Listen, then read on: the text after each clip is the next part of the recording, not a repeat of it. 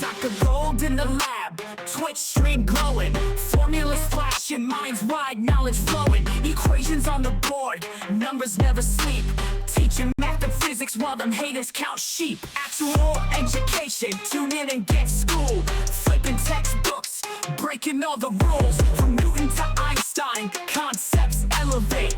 Keep the stream, it's the key to our fate. Dr. Gold dropping gems, knowledge raining down, actual education making scholars all around. Perpendicular minds, angles sharp as ice, maths and physics, yeah, the future's real nice.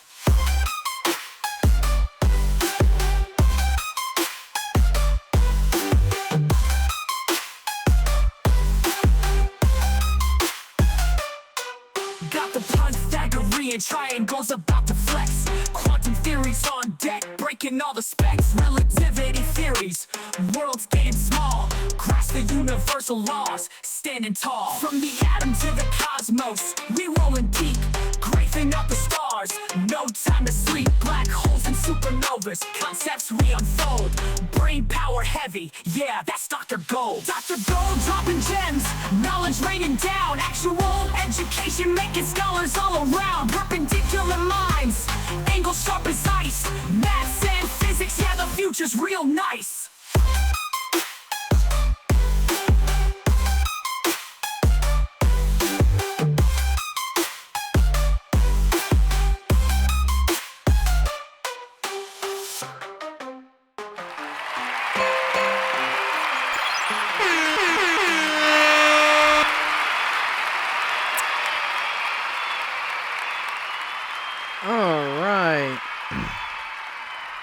What's up, everybody? Where's my jazz music? Where's my jazz music? There it is. Play.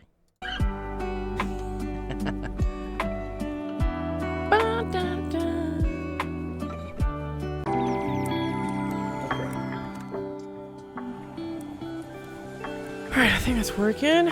No drop frames yet. Nice. Something might just chatting. Let me make sure all these are working.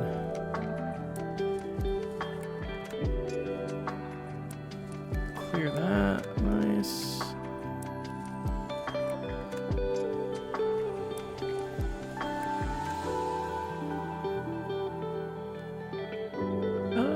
This one should be live. Come on. There we go. Should be.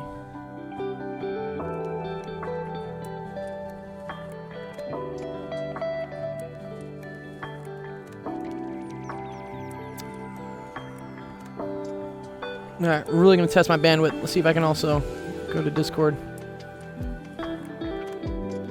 Should be okay, though.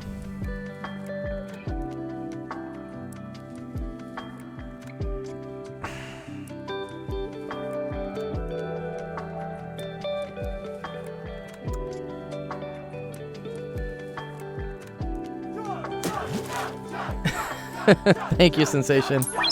Yeah, the Twitch redemptions work now. During lecture, I gotta remember to turn those off. Otherwise, kids are like, why is he having to chug water during like lecture? No.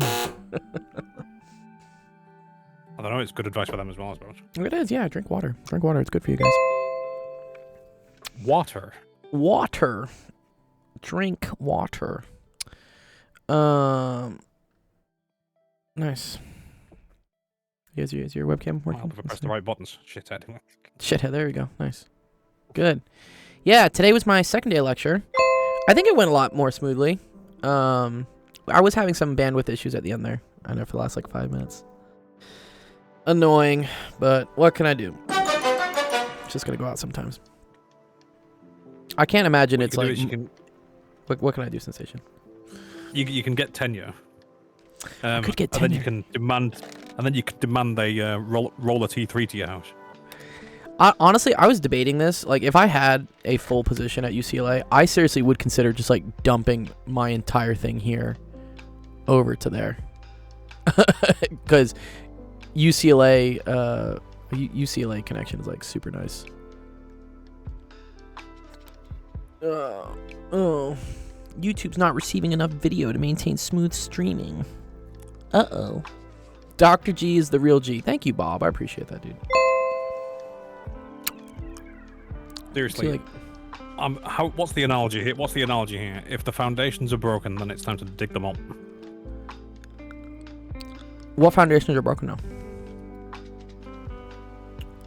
I swear it's OBS. I think it's my internet. I'm pretty sure.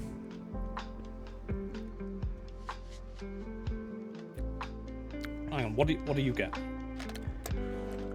I think I get, on a good day, I'll get like 20 MIPS up. Which is, I can stream, because I'm now streaming to 4 different services. So, we're doing Twitch, YouTube vertical, YouTube horizontal, plus Discord. So that's 4 separate video outputs I got to put out. And you assume probably about 5. Yeah, about 20. Up. Yeah, 20 up. Right, that's what I get. Yeah. But you see if each stream is taking 5K, give or take, right? Then that's 20. Well, no, because I've run it on 5 before. Yeah, but that's a single stream. I'm running 4 different streams. Yeah. Like, yeah, I got to kill the Discord because I already see I'm dropping 10% of my frames. One sec. Got to kill the Discord stream. Got to kill one of them. You can still I can still see you. Yeah, come back, Sensation. Your video's okay.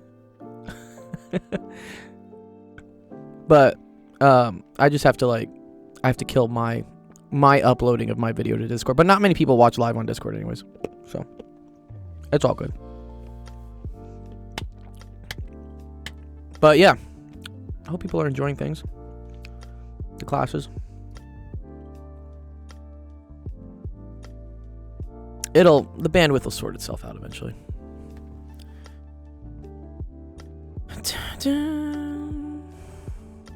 This stream can be accessed in an exiting. Yeah, duh. What's up? Okay, I'll tell you what. Right, here's what I think you should do. Like as soon as possible. Yeah. Just save what you've got on OBS. Start a new profile and just make it as minimalistic as possible. Just literally just have the a whiteboard, and you, and nothing else at all, and just see how that operates. If I'm right, then it'll be without jank. If but here, I'll show you my stats. Yeah, yeah. You have been right before, Sensation, on stuff that I thought was totally not correct. But if we look at this is my OBS output. My encoding is fine, right? Ever since you came up with the idea that we should go down to 30 FPS, I lose nothing to rendering. I lose nothing to encoding. This is the issue. I'm dropping frames on the network, which if I look at this, oh, that's Kudu. One sec. I'm gonna turn that one off. One sec. All right, there we go. One sec. Okay. No, right. It's podcast. Losing frames on a network could just, like I say, just as easily be trying to push too much information down the stream. It could be. I think it's the internet though, because it works fine sometimes. But do you see how it says my bit rate going to YouTube is 600 kilobits? That's garbage. But if we go to, so look, we can look at all the streams that are playing right now. I'm curious if this one will show me. It should say it's connected. Yeah. Oh, so this one's excellent. So interesting. I think what happens is it just keeps determining who it's going to send bandwidth to, and that seems to be random sometimes. Oh, because now we're fine. Now we're not dropping any frames. Yeah. It's just this is the problem of the internet in residences. And this is also why, honestly, when we had this whole shift to COVID and remote learning, a lot of things were kind of fucked. Because the residential internet services are not equipped to do uploads. They're generally not made in the sense to support streaming. Especially in my case, I'm streaming to 4 different sources. Because most people just need the internet to download and watch whatever trashy reality TV show they're watching. So residential internet is heavily prioritized. It's asymmetrical. It's heavily prioritized towards download, and it's absolute shite for upload. the T-Mobile I got is Yeah. a slightly better upload, because with Spectrum I was only getting like 5 or 10 up, which is absolutely trash. Like I can barely support one stream with that. T-Mobile I was getting sometimes like 50 or 60, which is great for upload. I love that. It's just inconsistent, and like it'll drop at some points, but like now we're fine. E Raven says I did it all in one day. What'd you do all in one day, Raven dude? What'd you do? A 3-stream streak. Oh, have we had 3 streams today? I think we've only had 2. This is our second one, right? It's our second stream today. This is cool now, but now we're streaming twice a day. Maybe we'll get some more exposure to help teach the people science. So anyways, I would love. Mr. White. What about White? Yeah, Mr. White. Oh yeah, Mr. White. Yeah, science. Oh wait, now it's not saying it's getting. I don't know. Whatever. We're trying our best. There is junk. Yeah, I see it. It'll sort itself out. Just give it a second. It'll figure itself out. No. Thanks for the follow, non-wizard. I should tell the students just to go to Twitch. I'm pretty sure Twitch takes all my priority. Well, no, because Twitch was the one that was janking out the most. Oh, was it? Oh, okay. It'll come back. It's just Remember it was on YouTube and TikTok, and that wasn't the issue. The issue was Twitch. Oh, thank God I'm not trying to run TikTok as well, dude. Can you imagine me trying to run like TikTok as dude? TikTok takes a whole other like 4 kilobits for 4 megabits, I guess. Sorry, 4,000 kilobits. Maybe encoding is the issue. It's not the encoding. I'm seeing it. It's the network. No, because so bandwidth, you can't see my hands. I'm better with my hands, right? So yeah, you can show your video sensation, by the way. You, It's okay to show your video. Just if you've got a water pipe that can take a liter of water per second, right? Okay. So that's your bandwidth. Yeah. And then you start shoving salt down it. Yeah. Eventually it'll get janked up, right? So if you pour less salt, then that will solve the problem, but not entirely. So instead of using salt, I'm struggling with this analogy here. If instead of using salt, you start to use smaller particles. That's. Is it like this when the landlord starts raising the rent? You know, we're gonna start pouring oil down the sink. Yeah. So I could get more efficient with this, and we did do that because we dropped the frame rate from 60 to 30. I could drop the bit rate even further. I think we're currently at like 4. I could drop it to 3. Because again, I changed all your settings, but I don't know whether you actually use any of them. I stopped everything from running simultaneously, and then pushed everything towards hardware encoding, and so that might fix it if you try that. But okay. The file you sent me or something, right? Yeah. It was me going through all your settings and just stopping everything that was superfluous. Are you talking about all my sources and stuff? My like sources that were superfluous? Yeah. Oh, okay. Yeah. I went through them all, said when you're not using it, stop it, and then I said, right, everything needs to be run through hardware, and hopefully that'll make better encoding. I'll apply that. Yeah, the encoding is fine. I see it. Again, just because you don't see the problem doesn't mean it's not there. That's true. It says that your encoding is fine, but like I said, if you use smaller particles, in the same bandwidth, you'll be able to push more particles. We do like pushing more particles. Where's my encoder setting? I'm just curious. Like, what am I outputting at for? Yeah, I'm only doing 3 kilobits on the vertical too. Yeah. All right, whatever. It seems to be okay now. I thank you guys for being patient with me as like we try to figure out technology. I like the fact that I can at least fix as much of the things I can that I have control over.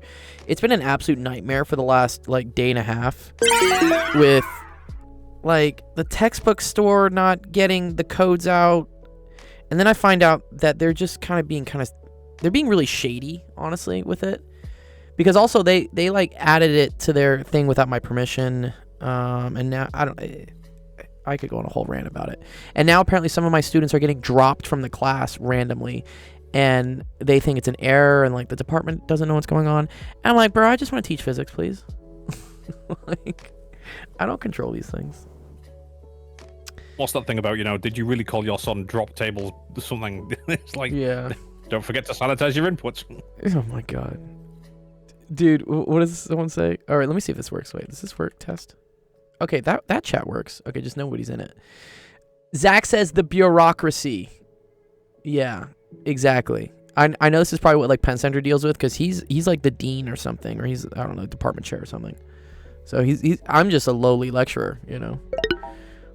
I don't have to like deal with that much bureaucracy, but I see it, and it is annoying because I feel like the executive function of a university should be to teach, not to like deal with all this other stuff. Anyways, you are teaching at a public university in California. That is true.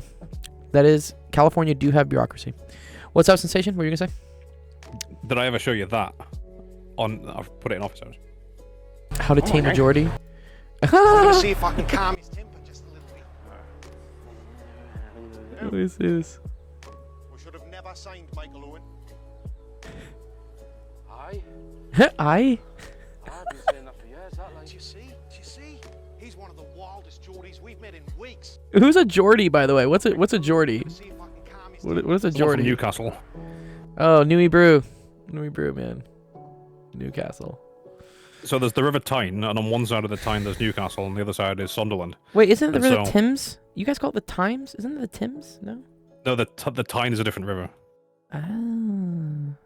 The Thames is near London. The Tyne's northeast. Okay.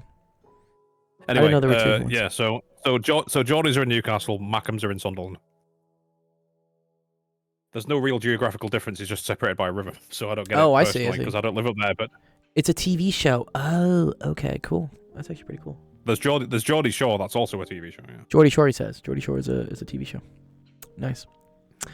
Okay, looks like we do have some questions today, so I'll go over some stuff. And if not, we'll just hang out, talk around. Again, if you're finding us here from UCLA or whatnot, please, feel free. Just in the chat, any of the chats, just start piping off some questions. And if it's homework like you need help with, I'll go over it. Like, we'll do whatever. We're here for you. Okay, cool. Let's start stream. Welcome to Office Hours, main topics, goals, sexual education. Streaming helps you with math homework, physics homework, science homework, all sorts of fun things. I did have some good questions posted in my Campus Wire today. Let me go pull them up. I am a fan of Campus Wire. I'm a fan of like any other thing I can use that doesn't rely on I don't know, like university bureaucracy. Like if I can like run stuff outside of everything, like yeah.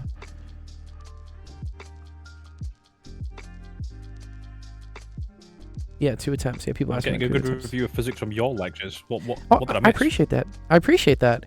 Yeah, today we went over basically like manometers. Wait, can you pronounce that for me, Sensation? How do you pronounce manometer? What do you say manometer with Yeah. like a contraction? So I would say, manometer. Manometer.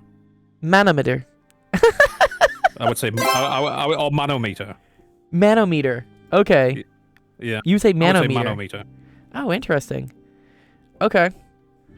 But you have a contraction. Could you say manometer?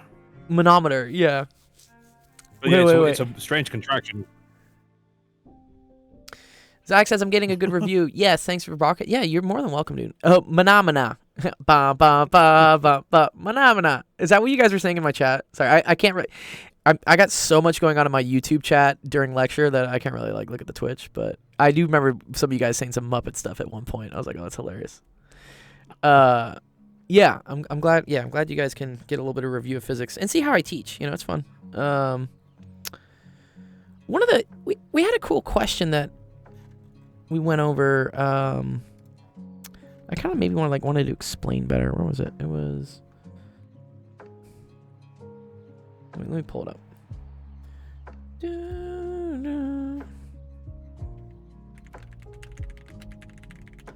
Buckets hot in here. Yeah, dude. Yeah, we have a heat wave coming up into the U.S.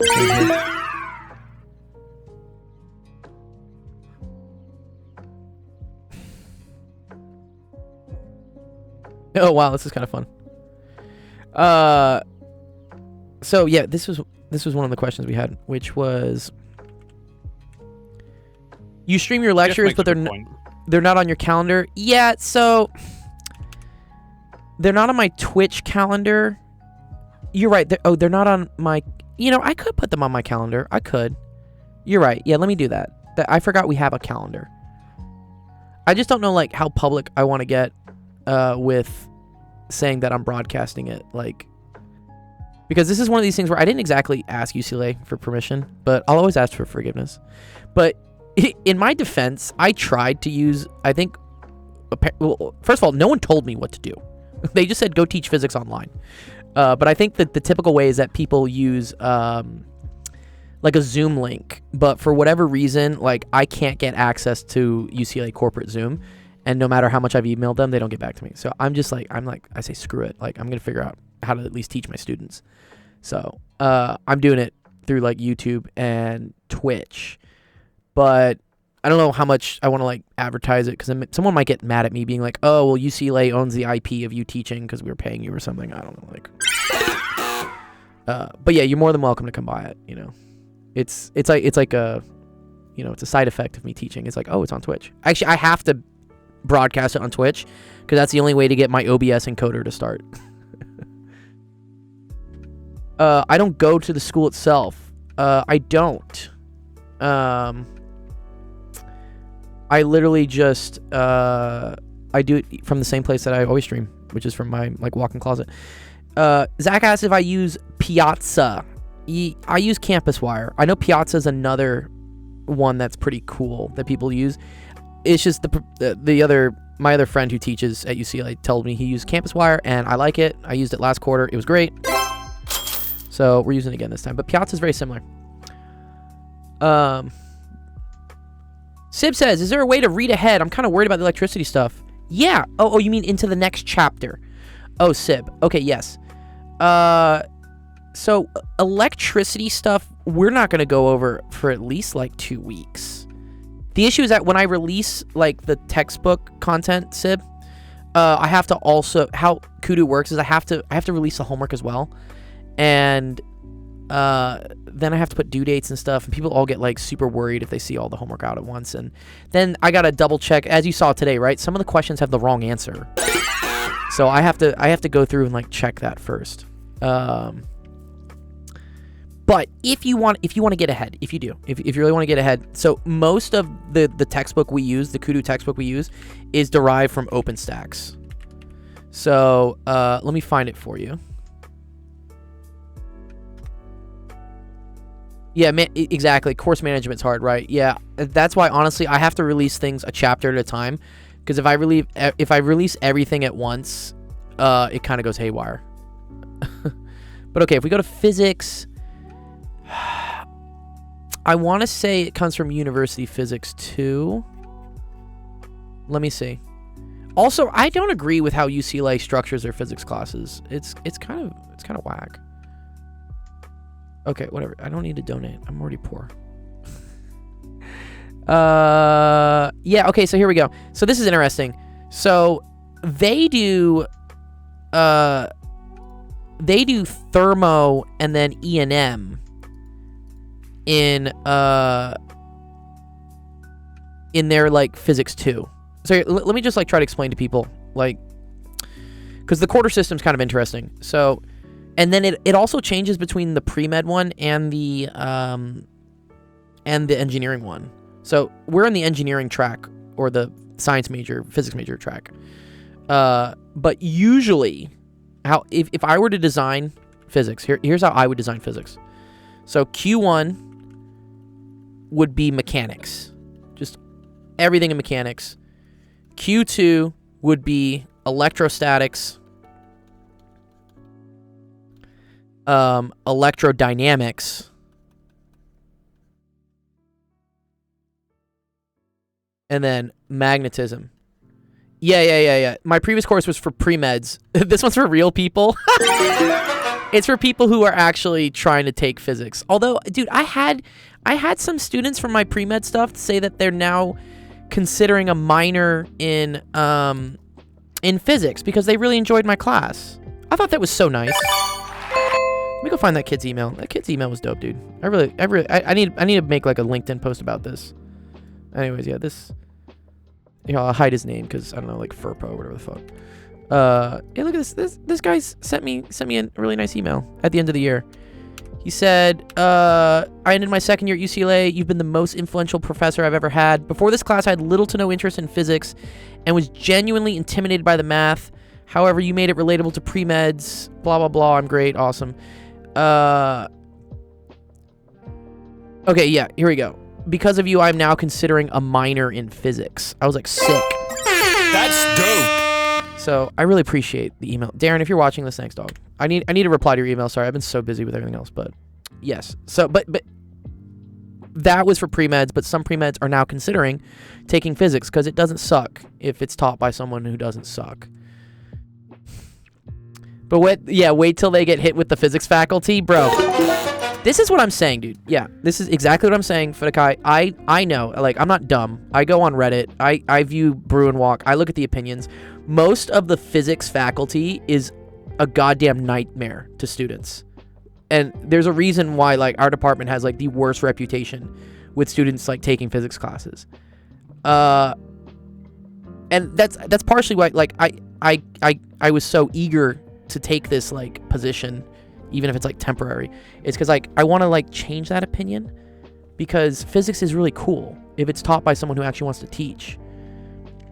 Yeah, Zach says his math department also had a reputation. Yeah, it just happens, and it's because universities get into this weird quandary of, you know, focusing on teaching, which is kind of like, you know, what they consider basic subjects that are beneath them and they don't really want to go into, versus like conducting cutting edge research, because that's how the grant money comes in. A ticker shout out. Oh, okay. Tell me what the ticker shout out you want. I'll do it for you. So yeah, I understand, and I'm trying to like fix that. We'll see. Anyways,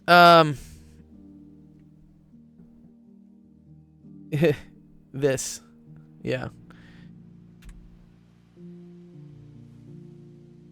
Yeah, exactly. They think they're immediately on your level. Yeah, that is the thing. Again, because most physics professors are fucking geniuses. You do have to be very, very smart to get a position at UCLA as a professor, as like a full-time tenured professor. Also, it's brutal to like even just get tenure. You have to be really, really intelligent, and you have to do cutting-edge research, and you have to be able to pull in grant money.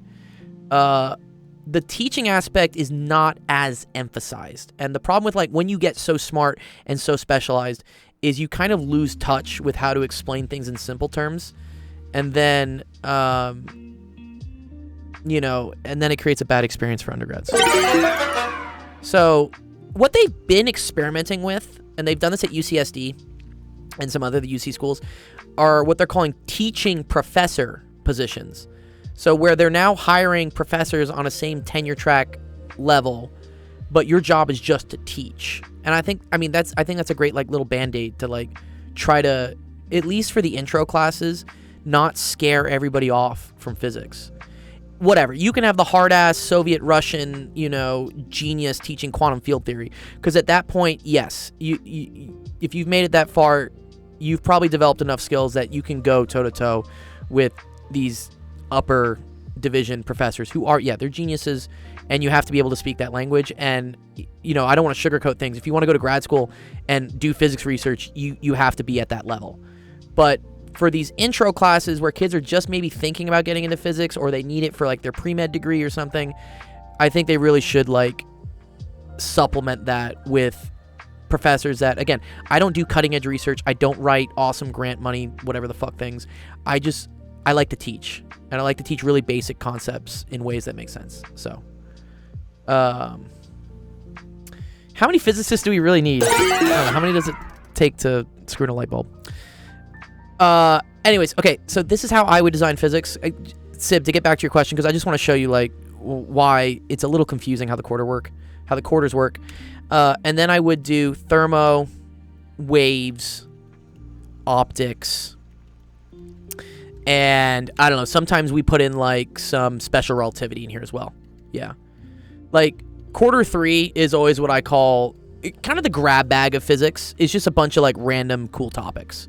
But your bread and butter in physics is mechanics, and this is called E&M. Yeah, there is. You're right. There is some nuclear in here as well.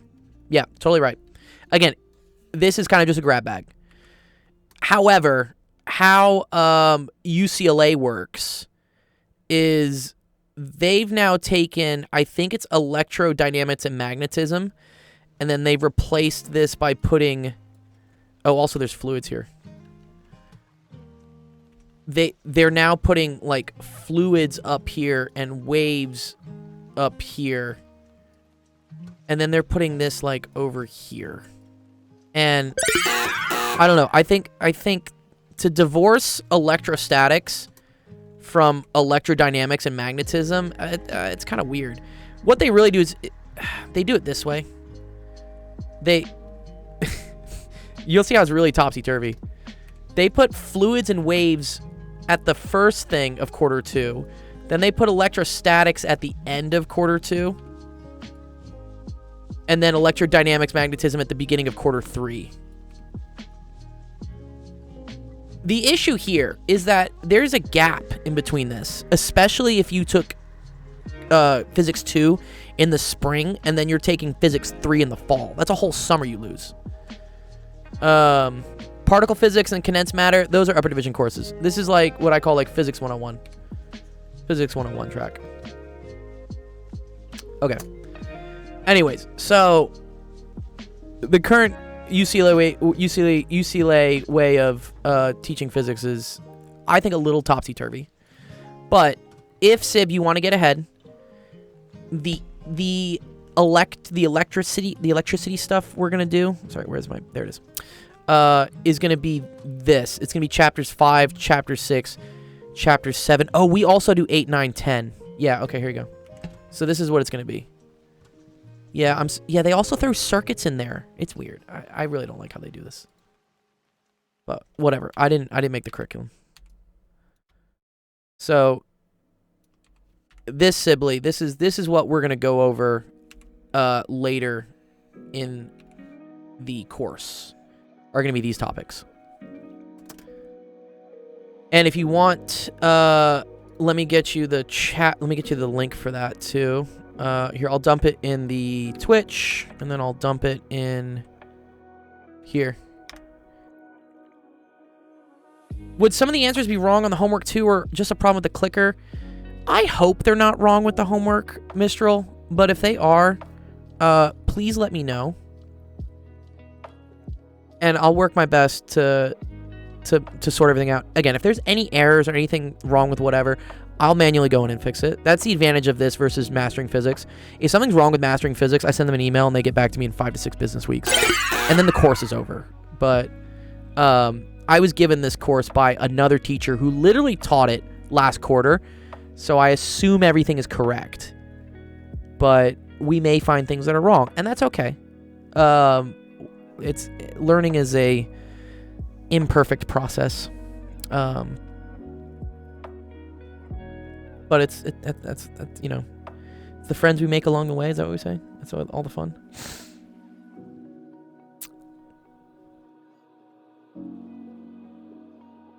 Oh, good. Electricity stuff for 1B. Yeah, so I just sent it there. So that link right there, OpenStax, Volume 2, and then you're gonna want to look at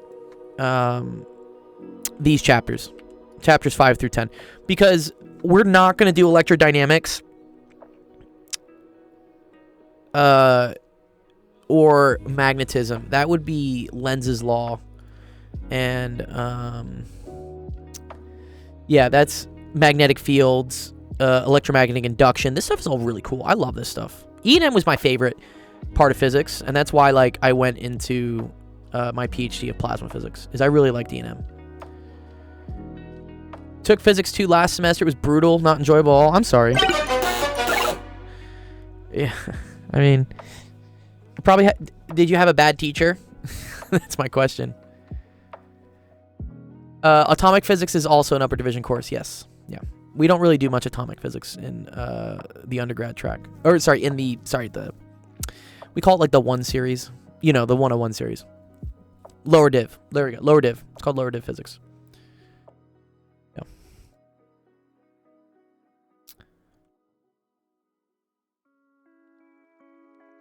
And then here, there you go. There you go, Fedekai. That's it. Sent you the link.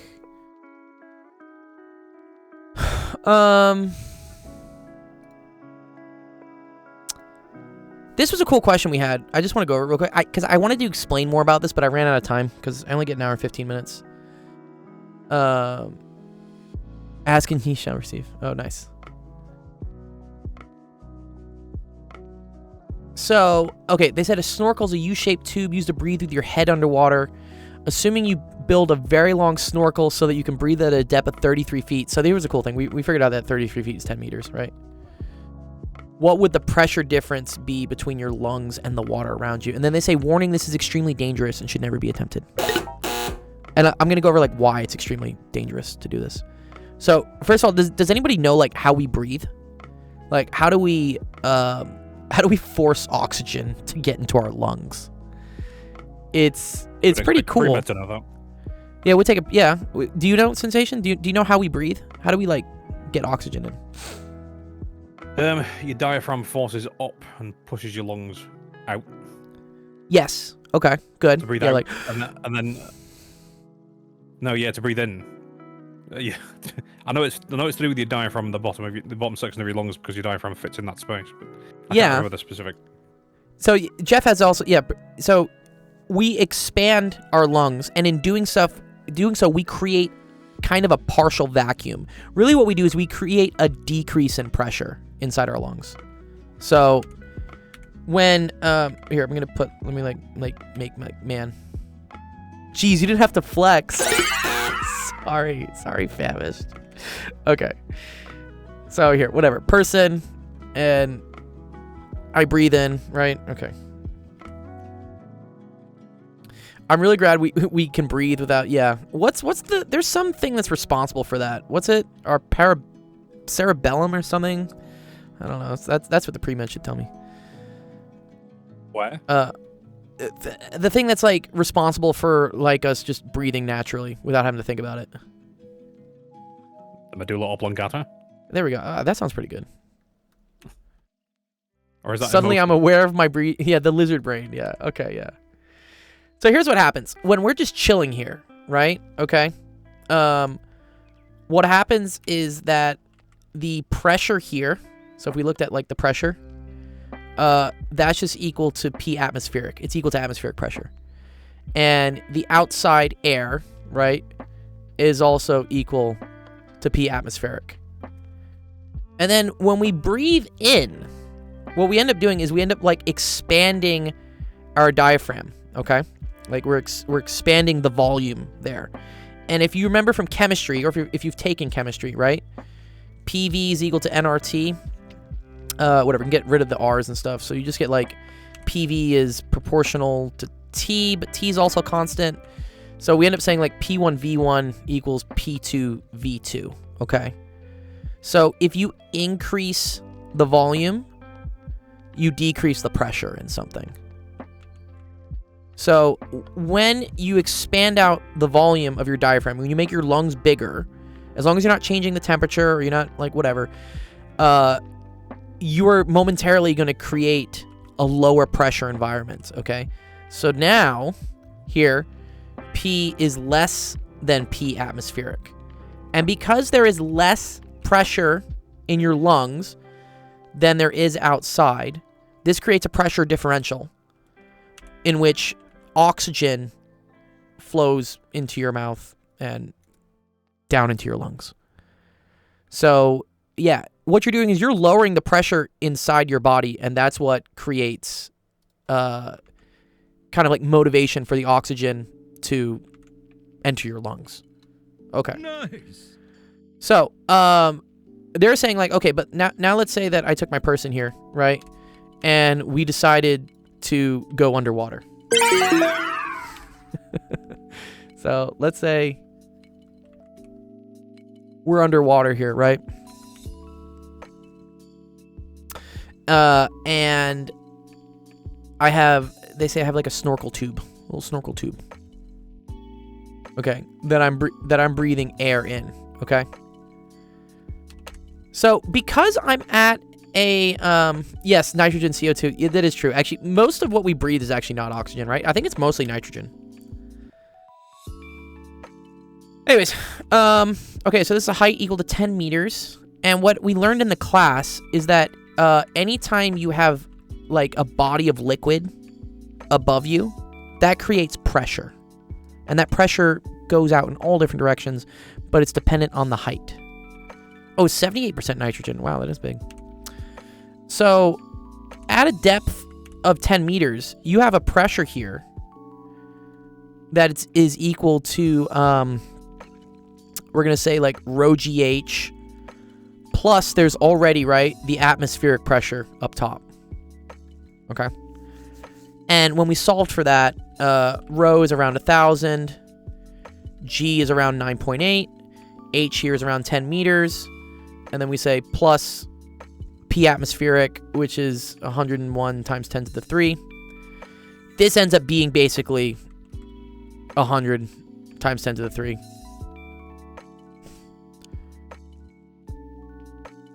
Oh, does it? Wait. Oh, yeah. Wait, which homework says unlimited checks? Is there stuff that's not multiple choice? If it's not multiple choice, I think you get unlimited checks.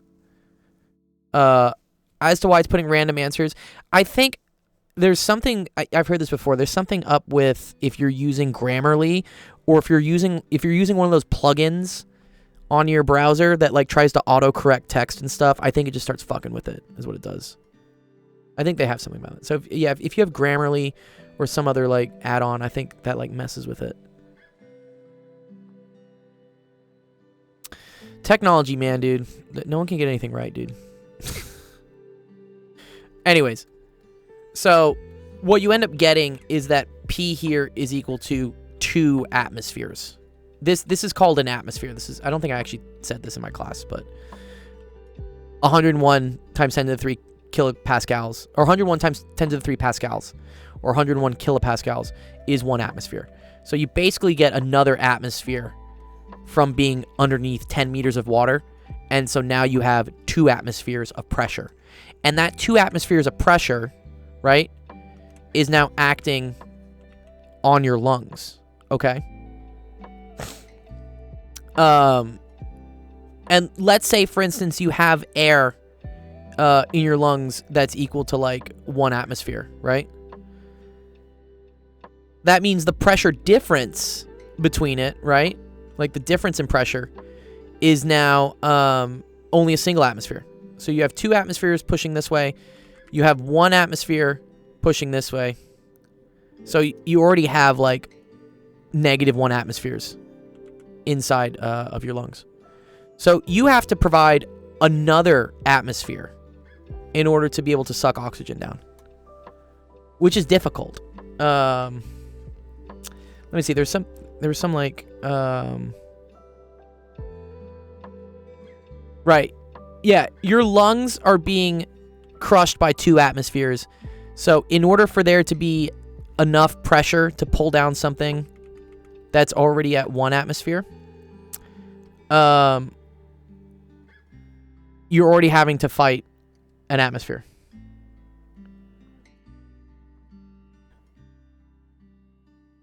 So you have to compress your lungs another atmosphere just to even get like break even. The record free dive is 253.2 meters underwater. Yeah. Oh, so you can't. Yeah, exactly. Yeah. So if you lower your lungs to 0.9, right? It's effectively 1.9 atmospheres. There's still more pressure down here, right? Than there is up here. You got to drop it down another whole atmosphere in order for there to be any sort of differential. And then apparently, pulling in air against a 1 atmosphere pressure difference is like trying to suck a milkshake through a 100-foot straw made out of concrete. What? Wait, what? Anyways, in any sense, your lungs are like not that good. Yeah, your lungs don't have enough strength to expand out to fight an atmosphere, 1 atmosphere pressure differential. So, your chest can't expand, no lung enters your lungs, and then you die. So, you would suffocate. And yeah, you just can't inhale. So, the reason why this works with like scuba divers and whatnot is that the air that is being pushed in is pressurized. That's why it's in tanks, right? It's not that they just have like ambient air inside the tank. That air is being forced out at a higher pressure than 1 atmosphere, and it's usually matched to be whatever the water pressure is. So I would imagine, again, I've never scuba dived, but I think that the regulators like that people use in order to breathe underwater, those must change the pressure of the air coming into your lungs depending on how deep you are. I think that's pretty cool. Let's see if that's true actually.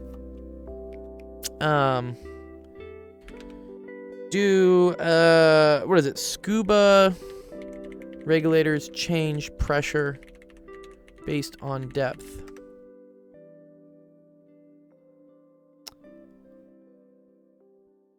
Yeah, scuba regulators are designed to change the pressure of the air they deliver based on the depth of the diver. That's very cool. So as the diver descends, the ambient pressure increases, and the regulator adjusts to provide air at the same pressure as the surrounding water. This ensures the diver can breathe comfortably and without resistance at any depth, right? Very cool. So he said the record free dive is 253.2 meters. So I guarantee you they weren't breathing. You can't breathe down there without having pressurized air being thrown into your lungs. Also, they would be experiencing 25 atmospheres of pressure. Like 25, they would weigh 25 times as heavy. That's crazy.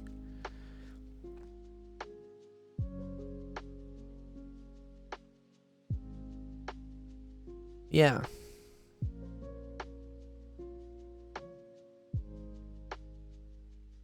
Very cool. Anyways, yeah, I hope that makes a little bit more sense with, yeah, pressure, and stuff. The record with gear is 332. Yeah, just at some point, bro, like, your body just, like, can't take it anymore. It's just like, no. Yeah. Matthew says, I picked my A levels for next year and year after chosen physics, chem, maths, further maths. Am I cooked? I don't think so. And again, if you ever need help, you know, you have a great community here on Twitch that can help you out with math, especially further maths. Like, you know, you got Zach, you got Penn Center, you got, I think Eric. Is Ian Stuckey? Is he streaming again? I think I saw like some late night, midnight stream from him or something. And I was like, oh, Eric's back. And it's always growing. So, yeah, the resources are infinite. You just gotta, you know, get the help when you need it. And I can help you with physics for sure. And chem. I like chem. I'm a big fan of chem. Sensations, like, you need to drink some water. It's hot in here, and I've got a big room. Bro, I'm cooking. Dude, I'm at 80.9 right now. Zach got baby voice going. Okay. That's funny. Let's see. Let's see if I can compensate the baby voice. Someone had a good question about this, and I really liked this person's answer. Let me pull this up. Someone asked this in my class. Humans are so bad at diving. Yeah, they're literally the worst, dude, I watched that, what was it? It's called The Rescue. It's about the Thailand one, the cave diving stuff. And I was like, nope. Oh, no. No. I'm not. Dude, I don't understand people that go cave diving. Like, bro, you have a death wish. Like, what's going on? Dr. Gold, are you friends with Alvin, Simon, or Theodore? Which chipmunk would I be? I want to say I'd be Simon. I'm pretty sure I'm a Simon.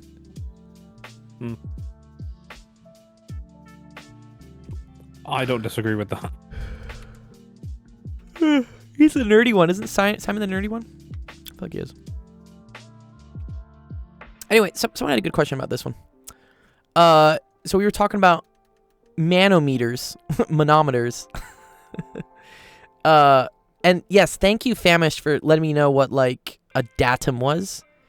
I now understand datum is just a reference point that you measure height from, which is pretty cool.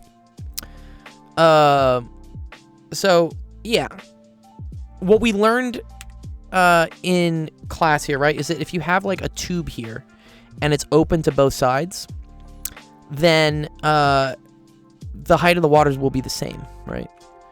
And the reason for that is actually kind of cool. If we consider this, let's consider this point right here, right? Let's consider this like h is equal to 0, okay? Then if the fluid is still, right, it means that the pressure from here has to be equal the same as the pressure from here in order for them to cancel out and the water doesn't move. So we know for anything that is open, there is atmospheric pressure pushing down.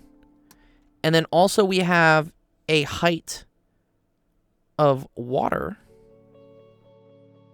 which is here. And this column of water exerts pressure, which we learned was equal to rho g. And I don't know, let's just call this like h1, for instance. Let's say that like this distance right here is h1. Well, this also has the same thing. Also has P atmospheric. And then this is rho GH2. Let me get a different color for that. Yeah, let's do this.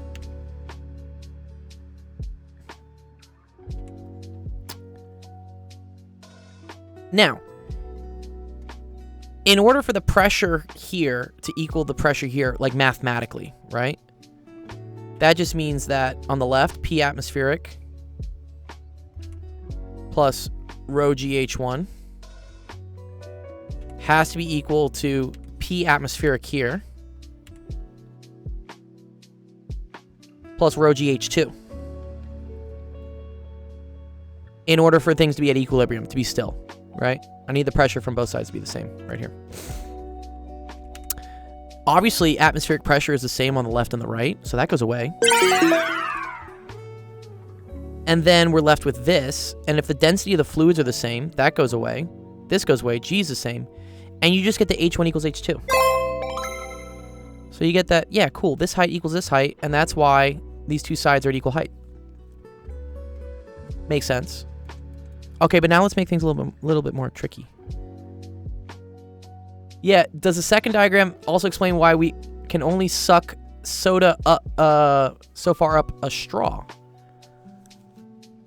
Yeah. So yeah, let's consider. Yeah, you want to do like a straw? Let's just do a straw. I think it's a cool one. Let's do it. So let's say, for instance, you have some soda.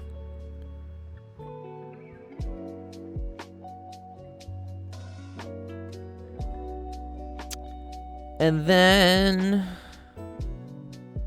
I need a straw. Let me make a straw.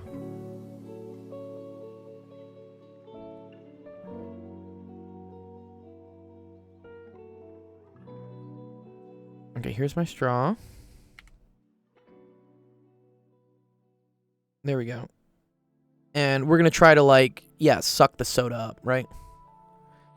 Yes, this is how old-fashioned barometers work. It is pretty cool. So, yeah, we have the soda being sucked up. And let's say, for instance, it's being sucked up to some height here. And we're going to call this height H, okay?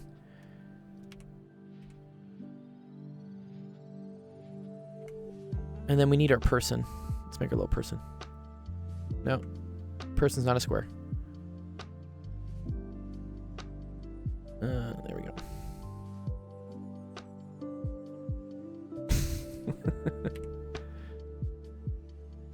There we go. Okay, they're sucking on the straw, right? Okay, cool. Okay. And let's say that this is, that, you know, the glass is open to the atmosphere, okay? So if we consider, right, our datum, which is going to be... Some people believe sucking is a force and that you could suck without limit. Well, I think as we showed earlier with the scuba diver stuff, right? Sucking only comes from expanding your diaphragm out and creating a pressure difference. And I think there's only so much of a pressure difference you can create with your lungs. Like, your muscles are only so strong. But yeah, okay. So here, let's say, like, looking at the outside, right? You only have one thing pushing down on it, right? And that's going to be the atmospheric pressure.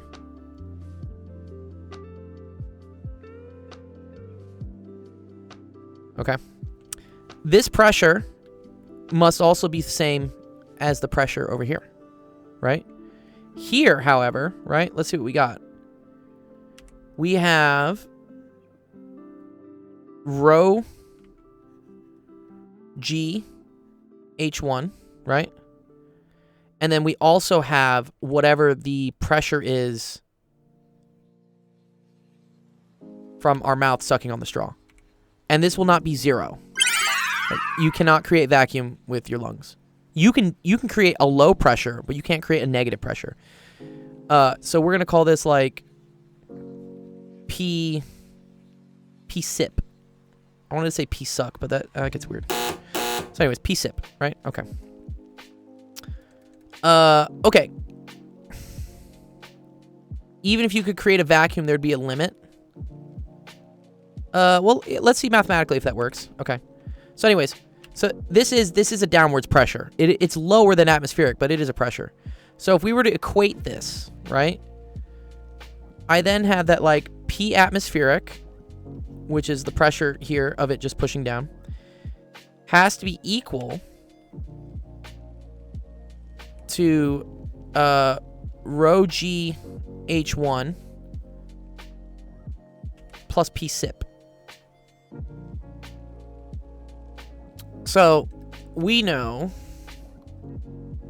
atmospheric pressure is 101 times 10 to the 3.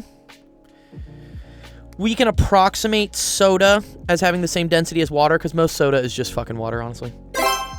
And like sugar. So that would be equal to 1,000 times 9.8 times whatever the height is, right? And then plus the pressure of my sip. Okay. So let's see. Let's plug in some numbers. Let's just figure stuff out, right?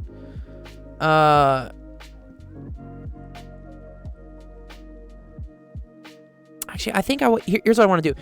I want to figure out what is the highest pressure the human lungs can provide. Let's see, what is the highest pressure human lungs can create? Okay. Well, it's funny. They give the answer in centimeters. They already give the breakdown. I don't want that. Man, give it. All right, they say 2.8 psi. Here we go. So let's do 2.8 psi to kilopascals. So 19.3. Okay. So sipping pressure, like the maximum you can do, is equal to 19.3 times 10 to the 3 pascals. Notice how this is a lot less than 100 times 10 to the 3, right? It's about, what is that? That's a fifth, like 20%. So your lungs can create an environment that is 20% the pressure of your outside surroundings. So if we were to plug these things in here, so we get 101 times 10 to the 3 is equal to 9,800 H plus 19 times 10 to the 3. Okay. If we subtract that over, right, what do we get? We get like 80. I'm just going to call it 80.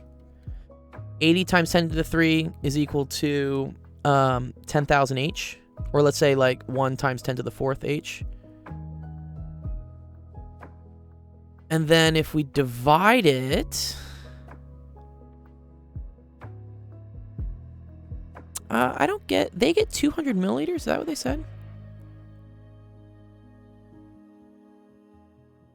Oh, wait. 200... Oh, wait, so that's... sorry, expiratory pressure. Sorry, that's pressure pushing out. Sorry. Minimum pressure... is 2.8. What is it for sucking? Let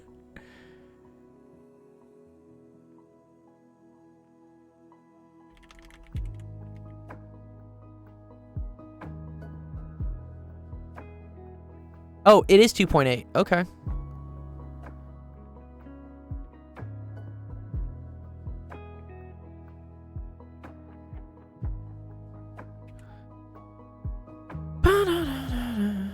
Da, da, da.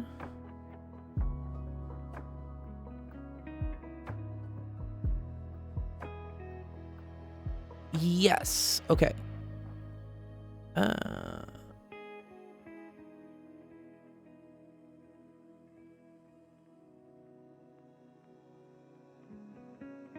That's why it'd be flat. Because it's less. Cool. Yeah. Yeah, so actually the maximum it would be a barometer. So if, for instance, this was closed to vacuum, Jeff, which is how, like, here, let me get a picture of a barometer. And then we're going to get the amount. Here, but I'll show you. Water. This is the classic barometer they use. Well, it looks a little phallic. Something that doesn't look so weird. Yes, but mercury is much denser. Correct. Yeah. Yeah, they don't use water. I mean, you could, but it would be a lot longer. You're super right. You need a very big. You need something very big, but they kind of work on the same concept. So, yeah. Basically, right? If this is 0 because it's at vacuum, right? What you do is you basically, like, you tip this tube, you fill it with liquid, and then you tip it upside down, and so that no air can get in. But the rho GH of this has to end up equaling P atmospheric. And because here, let me use a different color. Here you got P atmospheric. And then here you just have rho GH. Pressure has to be the same at both. And then I think, what's the density of mercury?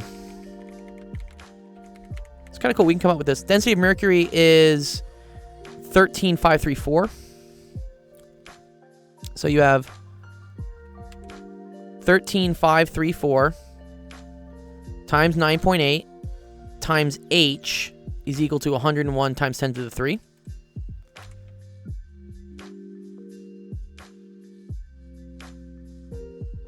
Yes, it should. You're correct there. You're correct. Where's my calculator? Okay. So if we do this, watch. If we do 101 e to the 3, and then if we divide it by 9.8, and then we also divide it by 13.534, we get 761. Oh, and 761. That is barometer in millimeters. Yeah. Wait. Oh, sorry. It wasn't 13.534. It was 13,000. Sorry. Oh, yeah. Okay. One sec. 13,534. There we go. Okay. There we go. 0.761. My bad. This is a comma. Yes. 0.761, right? Meters, which is 761 millimeters. This is also what they call 761 torr, which is also equal to 1 atmosphere. I think, actually, they approximate this as just 760 is what we say. So, yeah, when we measure things in torr, yeah, it's because we're saying how many millimeters of mercury would be pushed up a tube or could be supported up a tube by atmospheric pressure. So wait, so going to our soda thing here, right? So we said that was that. Okay. So I want to get answers here. So 80 e to the 3 divided by 1 e to the 4, and that gets us 8. Okay.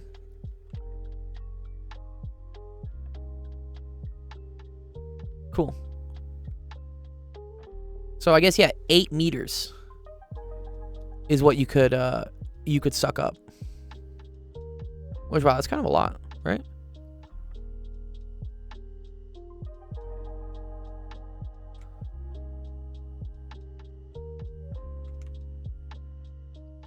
Yeah. Okay, cool. About 25 feet. Yeah.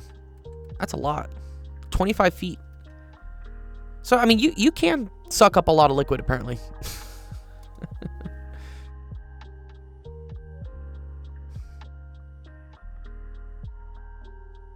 So, from a third-story building, probably not. Yeah, I agree. Yeah. It's kind of cool. You ever seen, like, those crazy straws and stuff? Right. Anyone remember these things? Crazy straws? Dreidel shaped Dude, what? Don't do that. Oh no. Okay. Yeah, these like wacky things, man, right? It's super cool. Anyways, yeah, so these technically aren't harder, I guess, to suck up as long as the height is the same. It's a longer path. It just takes more time. But in terms of like the pressure, it shouldn't be different. I guess technically you would have cohesion between the liquid and the whatever, the surface of the plastic. But ignoring that, if you just looked at the physics pressure point of view, it should be the same. Yeah. All right. Oh, 1 sec. Sorry, I haven't checked any of my office hours. Okay, no, we're still good.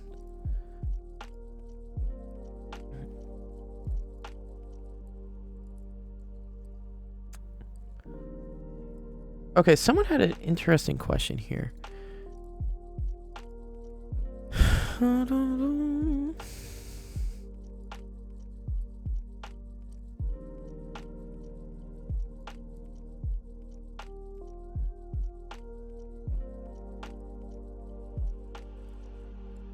Does this also mean if the air pressure is less than 19.3 kilopascals, you couldn't breathe at high elevation? Ah.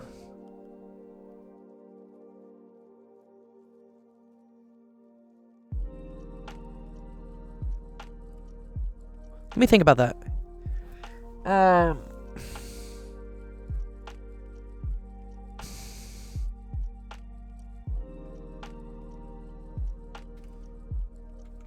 Because, yeah, you need to create less pressure, but now it's easier for your diaphragm to expand, right? Because you're not fighting as much. Your lung pressure couldn't become lower than that, so you can't force air to move in. I think technically, yeah. Ugh.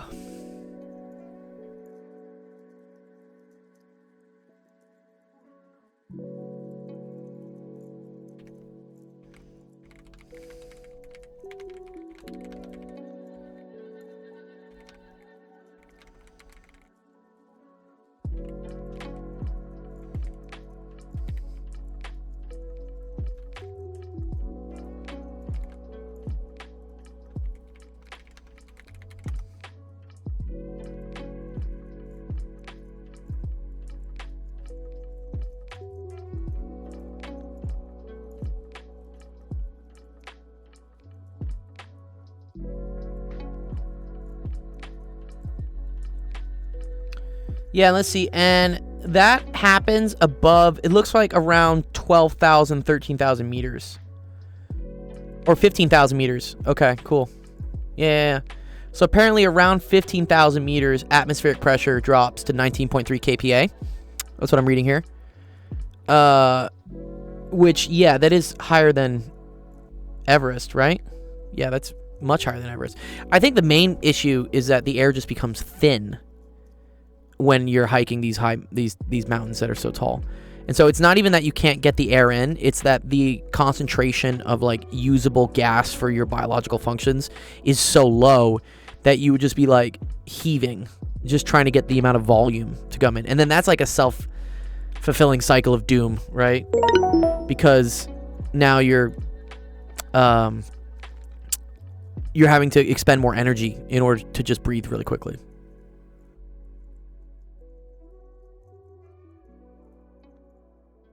Yeah, because the same volume has fewer moles of air. Correct. Yes.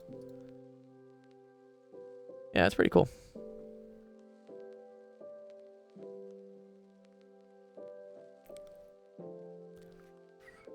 Ba-da-da.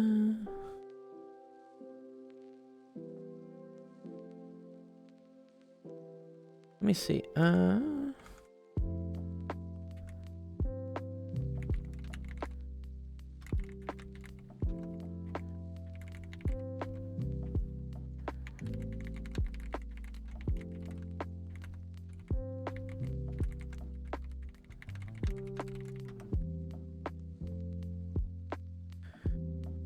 me see. I think someone else had another campus.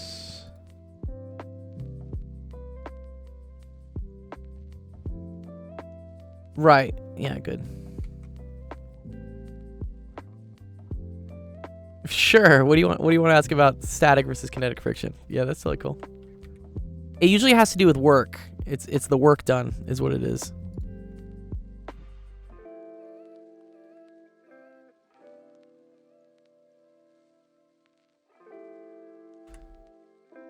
Also, what is it? Someone's asking. It turns out that atmospheric pressure always cancels out.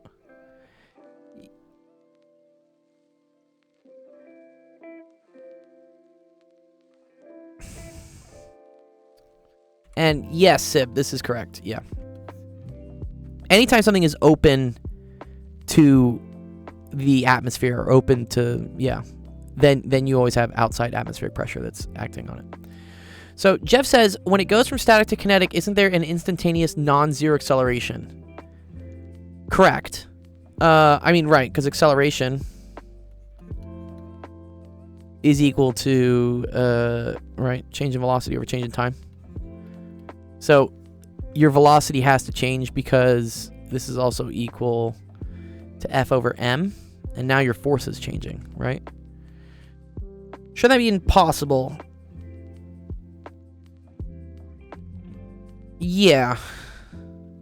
I think if we think about it on like the infinitesimally like small level, friction is like a bunch of little teeth, right?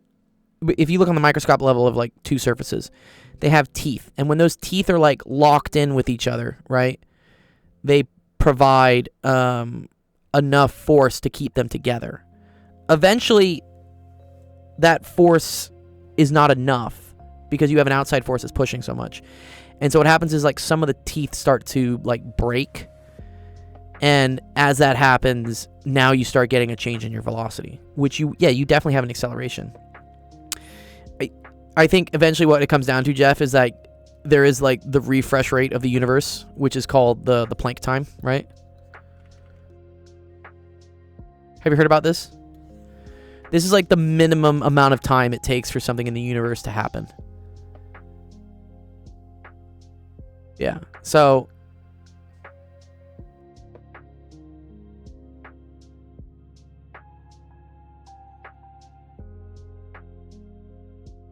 time is discrete, so dVdt must be infinite. Yeah. That's going to extreme. Yeah. Definitely is. Oh, the actual feet.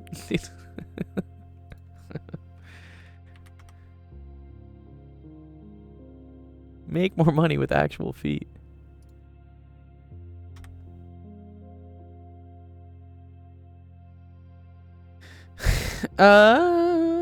Someone else had another cool one. Let me see. I think it was this.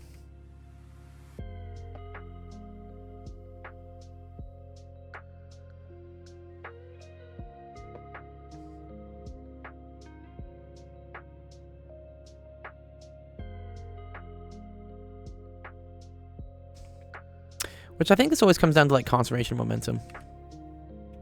No, not this one. Where is it?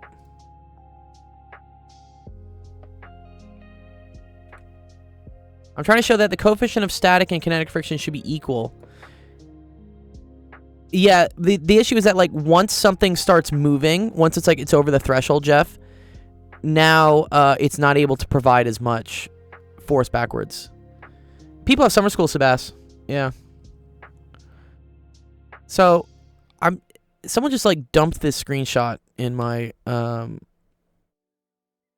in my channel, and I'm curious what they're asking about. But I think what you have here is you have a wedge here, and then you have another wedge here. And they're smooth. So what happens is, like, this one slides down this. Oh, is this... Oh, nah. Yeah, here's the question. Is this fixed? Because what sometimes happens is this is also, like, frictionless, and you end up getting, like, this thing moving to the left while this thing, like, kind of, like, moves to the right. But the momentum has to be the same.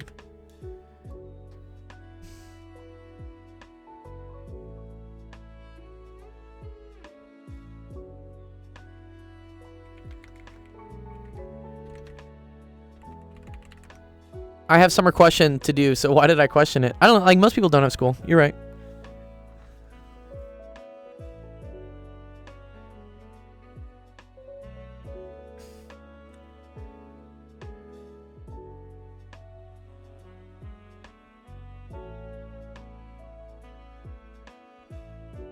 Yeah, that's my question here. Is this... I feel like this is, like...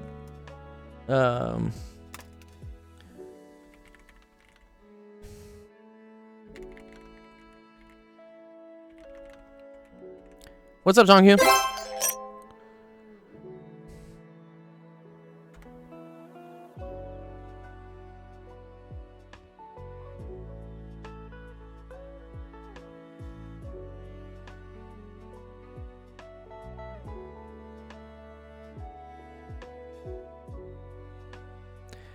But then there's also like a particle. Does the particle move as well?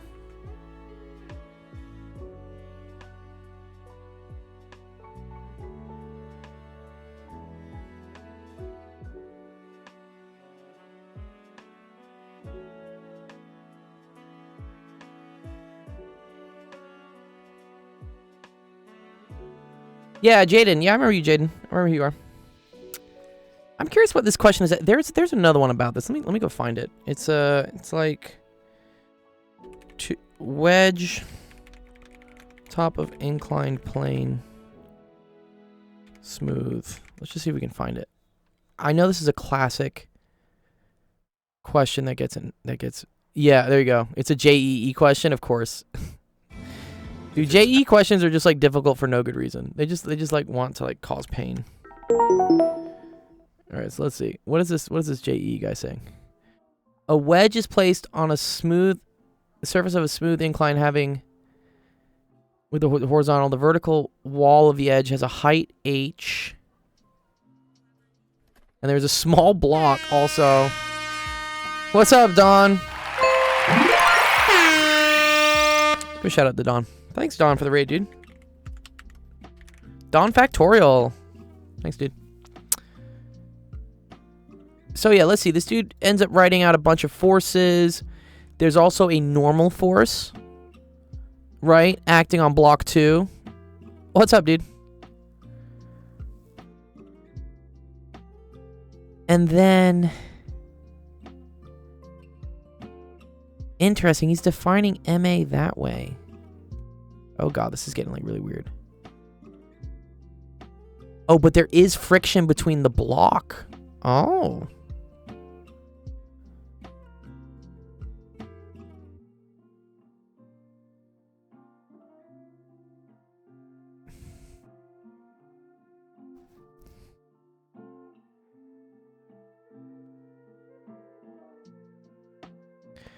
Yeah, I don't think I'm actually gonna attempt this one just because I don't know, those questions like hurt my soul. There's so many different normal forces and stuff going on. Hey, let me make sure what it says.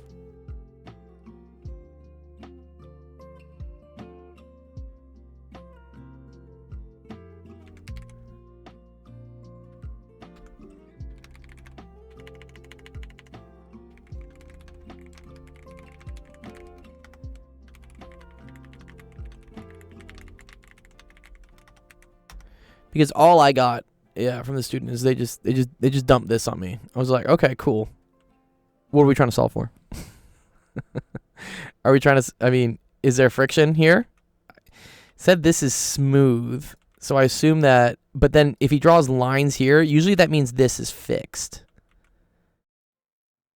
But then yeah, so here you can. Here, I can like start to do a little bit of it if you want. It's okay. Try to explain what's happening.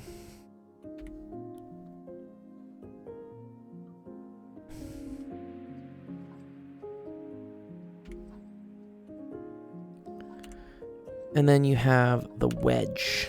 The wedge. They also, I believe they need to tell me the height of this wedge. Yeah, there's a lot of information not being told here. Oh, they tell me the length of the wedge is 3 meters, though. Okay, so we can actually figure that out. Watch, I'll show you. That's actually kind of cool.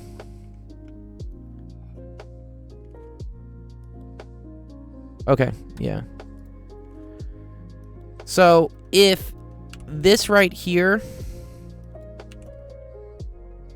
is 37 degrees, then this is also 37 degrees, right? Because it's, you know, it's, we assume it's parallel to it. And then if this is 3 meters, I know this is a, man, it's close to a 345, right? But it's not. Isn't it 37 63 90 for the 345? I believe it is, right?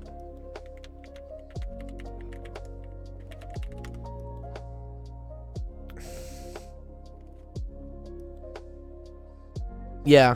Yeah, look at it. Yeah, the 345 is, sorry, 36. It's 3753. Man, but they put the 3 over here? No. Bro, why would you do that? They should have made this the 4. Yeah, this should have been the 4. Or they should have said that the height of this was 3. Okay, you know what? I'm just going to say no, dude. Because I don't want my life to be difficult for no good reason. I'm going to say that this is 4 meters. And then this is 3 meters.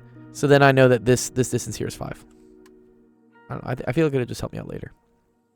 What's up, 1K?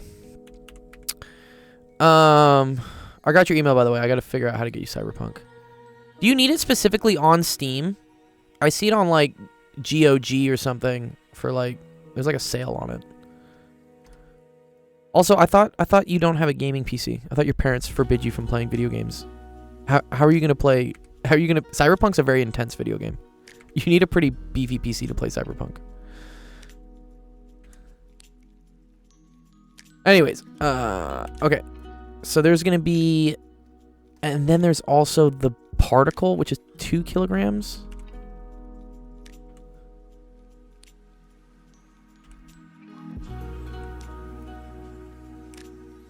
Okay. So... This is going to have... We're going to say, like... this is going to be 19.6 pulling down. 19.6 pulling up. Do we know the mass? Oh, we know that's 4. Okay, cool. 4 times 9.8. Is that 37.2? 37.8? Okay. So then we have...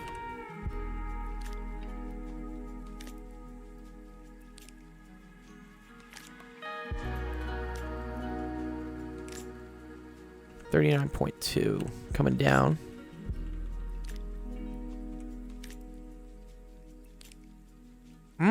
But the normal force is up at that angle. Okay, very cool. There's actually a lot of interesting forces on this. Because then we have this as well. Oh, man.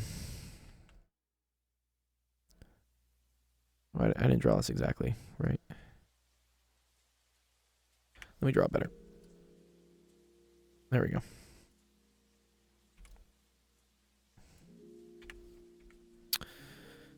Free body diagrams. Okay. This right here is 39.2. We're just going to say sine of theta. And then this is going to be 39.2 cosine. And you know what? I'm just going to fucking... Well, no. I'm tempted to just use 10 for G. I really am. I actually want to just to make the approximation like a little nicer, because I think we have nice numbers here. Whatever. This is 20. This is 20. This is going to be 40. So then this is going to be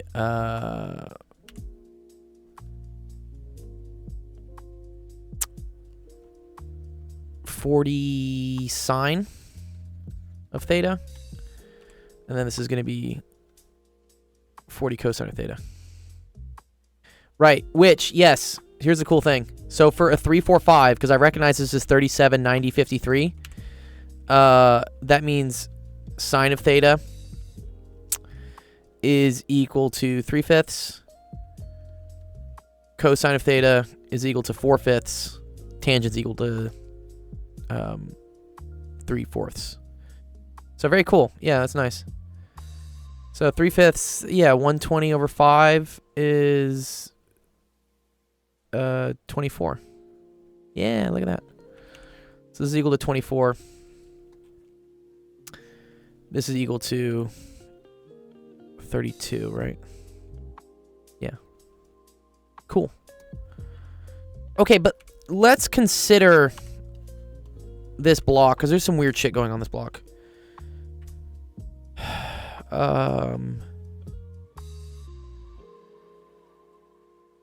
Yeah, actually, what frame do I want to do this in?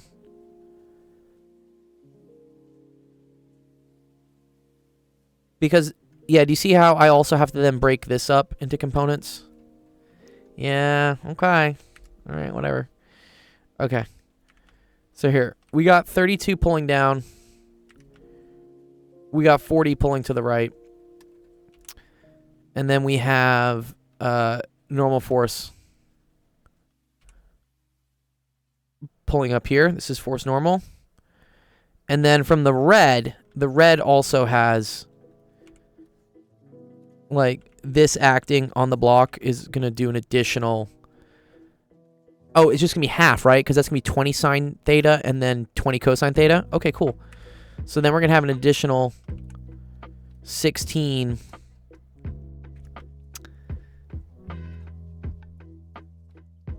and 12. Okay, cool.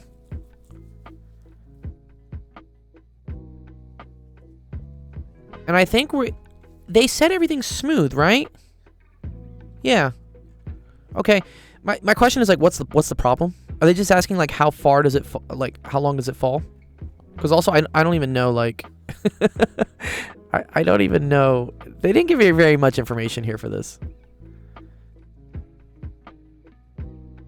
But okay, because then here, let me show how you could also, like, break this up.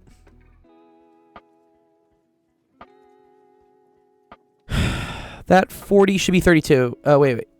Sorry, that should be a 24. Thank you. Thank you, fam. Yep. I got a little ahead of myself. Yep.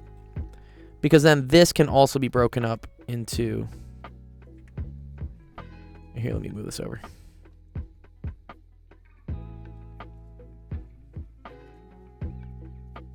Over here. Make like I want like a slightly different color. Like a slightly less red. Ooh, like a salmon? Yeah, let's do salmon. Kind of weird. Right, and then this one was 12. 12 and then 16, I think is what we said. Yeah. Yeah, cool.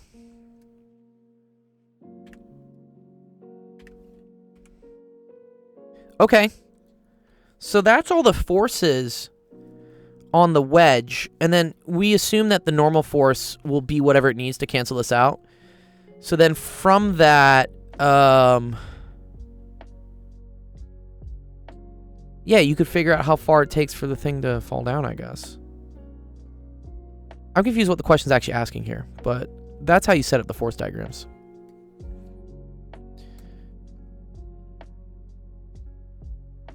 I think in this JEE problem, they had kind of a weirder thing.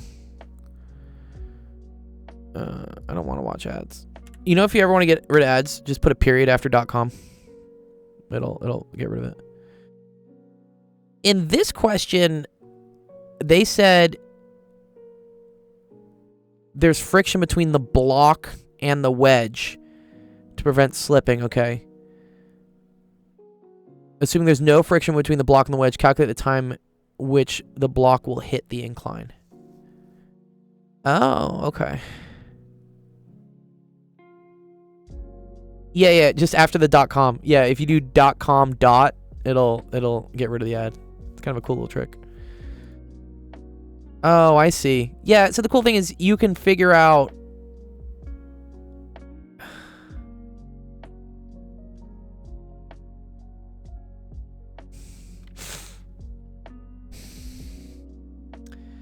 like as the block moves down, I believe as the wedge moves down the incline, if there's no friction between the particle and the wedge, then the particle technically like moves to the right with respect to so watch out. So like as this thing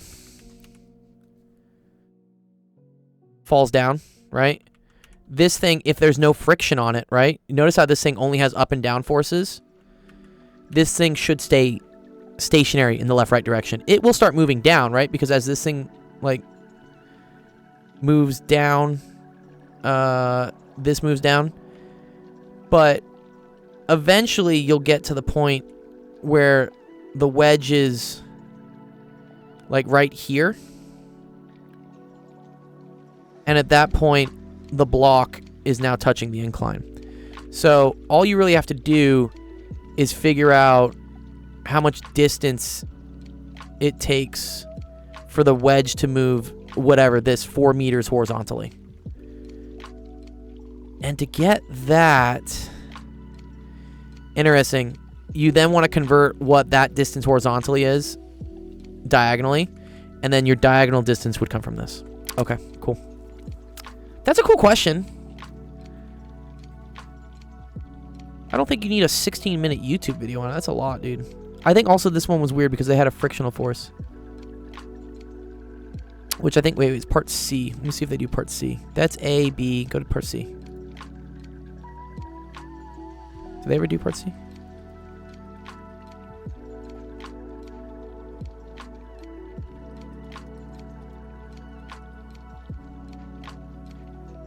Yeah. JEE questions are like nightmare level hard. You will never have to do anything this difficult in not even like college.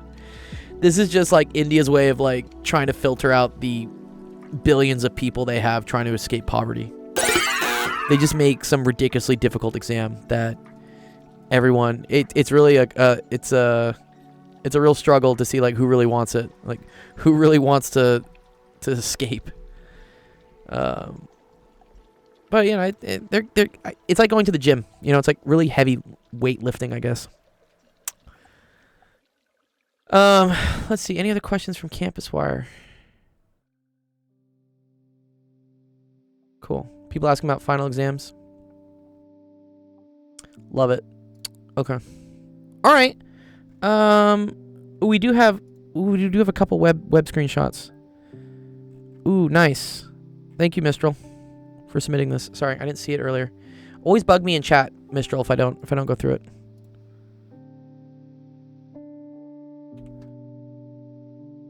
Let's see.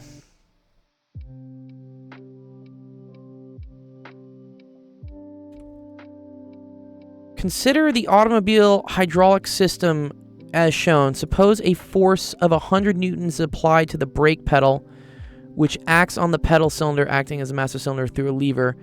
A force of 500 newtons is exerted on the pedal cylinder. Which, wait. Why do we have two different forces? Oh, I think I see what's happening. Oh, because it's a, It's a lever. Yeah, okay, cool. So, dude exerts 100 newtons this way. That creates like a torque, is what it does. Which, yes, if the distance here is 0.2, I believe that, yeah, that's the same thing as there being a 500 Newton force here. It's a factor of 5. Okay. Or no, that's 0.2 to there. Okay, one second. Let's read all. This is good. This is question 1 of the homework. Oh God. Okay. The pedal cylinder has a diameter of 0.5 centimeters, and each wheel centimeter has a diameter of 2.5 centimeters. How much pressure is transmitted in the hydraulic system? In atmospheres. Okay, cool.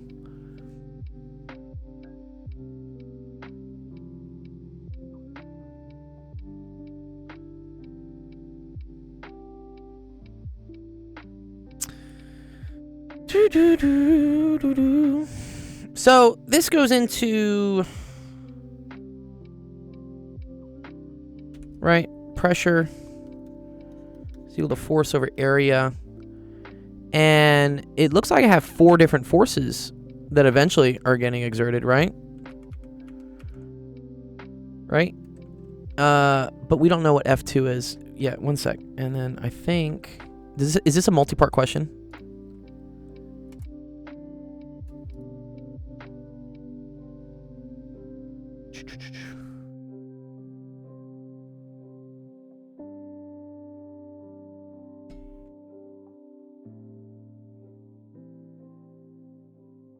No, it's just a 1-part question. Okay.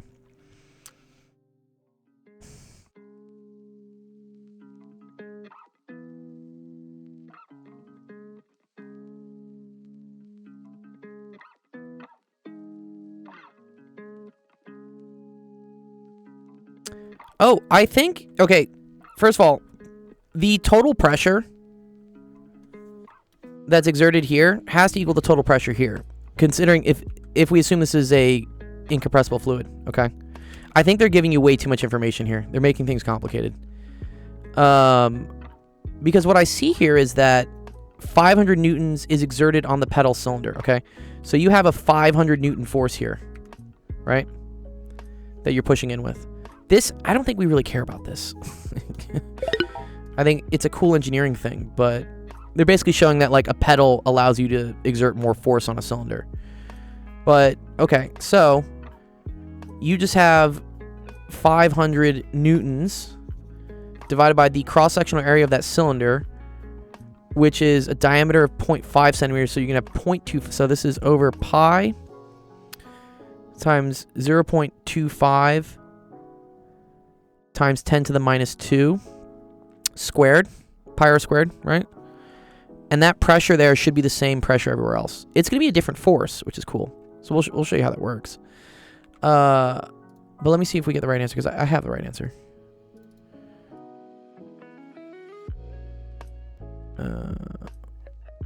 Divided by pi. And then we're going to say divided by 0.25.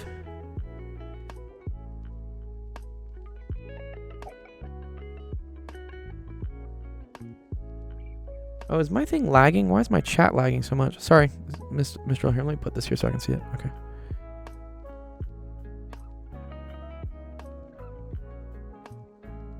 No, you can go over. You can ask me whatever you want, Sib. It's totally cool. If I'm here and I'm not currently answering another related question to what we're doing, you can ask about future stuff. I'm happy to go over it with you.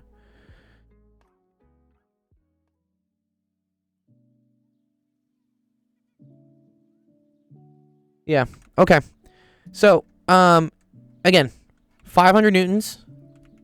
That's the force. Area is this, right? Pi r squared of the cylinder.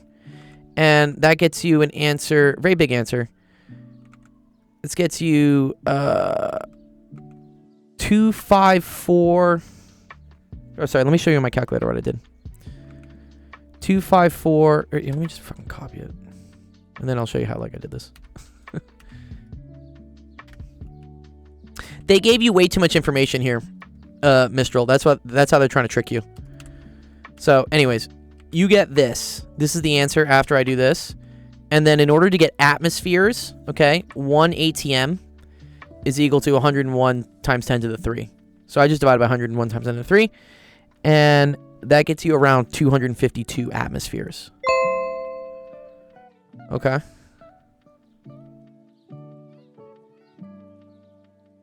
I think what they wanted you to eventually like show you here, right? Okay, is that so that pressure that is placed on the master cylinder. This is how a brake system works, a hydraulic brake system. It's actually really cool. That 500 newtons, and we're going to go over this in tomorrow's lecture, that you apply here gets amplified to being pushed on all the brakes. So here's the cool thing. That pressure here is the same pressure at any other part of the line. Well, I guess except for here, because now you're splitting the pressure amongst things. So if we want to figure out the force that's being applied here, watch.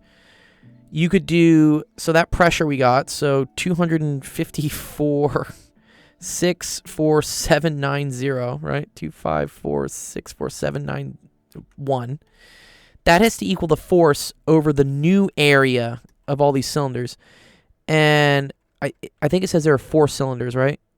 And each cylinder has a diameter of 2.5 centimeters. Okay.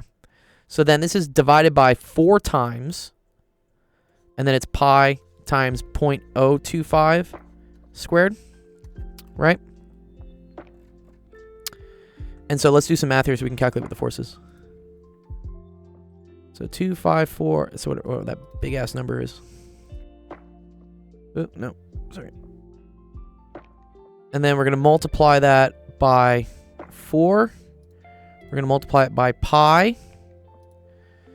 And then we're going to multiply it by 0.025 squared. And that's going to give me that 200,000. Wow. So, yeah, pretty crazy, man, right?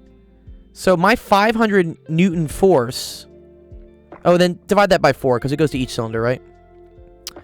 Yeah. It gets converted into 50,000 newtons. That's crazy. On each one.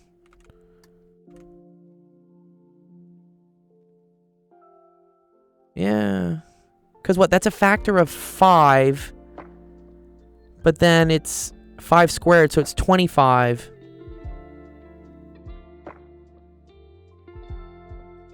Is that right?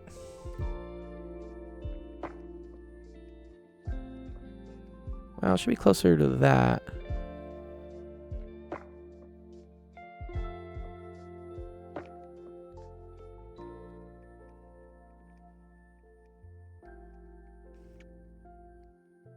Ah, but there's a bunch of them. Yeah. And then it's times 4.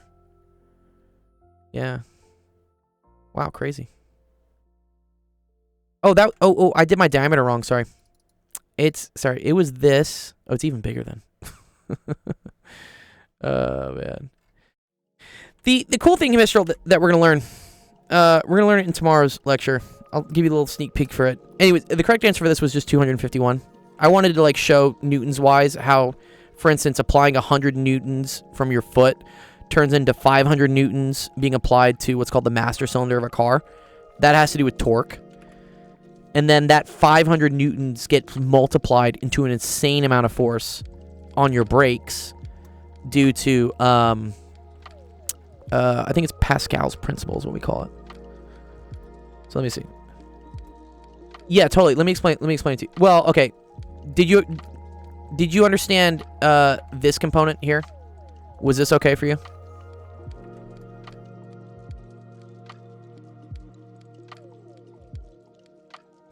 I'll explain the new stuff, but I have to like kind of show you some other things. It's hard to show it on all these brakes, and then there's like 4 brake lines and everything. Yeah. Okay, cool. So you got this. Okay, awesome. All right, that's easy, right? You know, the pressure in the system here is just related to the force in the area on the cylinder. Yeah, okay. But then when we talk about the brakes, okay. So let me pull this up. It's a really cool part of the chapter.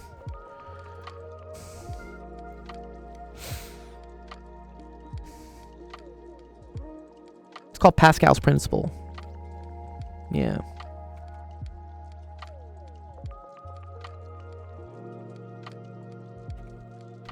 So, if you have two pistons that have different areas, okay, and the fluid in between it is incompressible, okay? Remember what we learned earlier about the barometers, right? Where, you know, they're at the same height, they're at the same pressure and stuff, right? So, whatever the pressure is here in this piston must be equal to the same pressure here in this piston, okay? So, that also means whatever pressure is here from some force pushing down has to also be the same pressure here that's going to be, like, pushing up. In this case, fluid is moving, okay? Like, we are, like, moving fluid this way. But, so, the pressure here, right, is going to be equal, so P1 is equal to F1, plus we would say, like, P atmosphere, and then P2,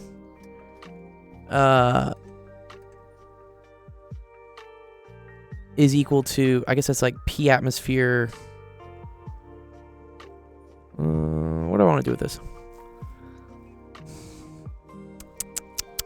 I want to think how I explain this. Oh, never mind. No. This doesn't have atmospheric pressure. Sorry. This is sealed. Yeah, nothing's... Yeah, the atmosphere is not affecting the liquid here. Main thing is that, like, pressure here has to equal pressure here. And then let's talk about, like, pressure is. So, pressure is equal to force over area. Okay? So, P1 is F1 over A1. P2 is equal to F2 over A2. Alright? If the pressure here and the pressure here are the same, because it's fluid at the same height, right? Then F1 over A1 must equal F2 over A2. Now, what that means is that in this case, let's say this was my... What do we talk about it? This was my... The pedal cylinder. The pedal cylinder had a diameter of 0.5 centimeters. Okay? So I can say, okay, F1 over pi over, and then what was that? 0.5 centimeters. So that's 0.25 times 10 to the minus 2 squared. This is pi r squared. So this is the area of small cylinder.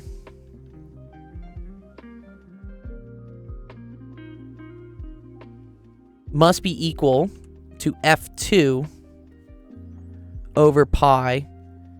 And then this was the brake. The brakes, which I approximated as all four of these. Wait, where is it? Oh, it's over here. Sorry. I said it was all four of these basically in like parallel. Which actually, I wonder if I can do that.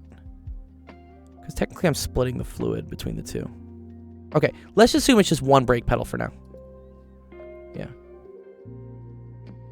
If we assume it's one brake pedal, and then this brake pedal has a bigger diameter of 2.5 centimeters. Okay. Now this is going to be pi times 1.25 times 10 to the minus 2 squared. Okay. So you should see something here, right? This is a much smaller number than this, right?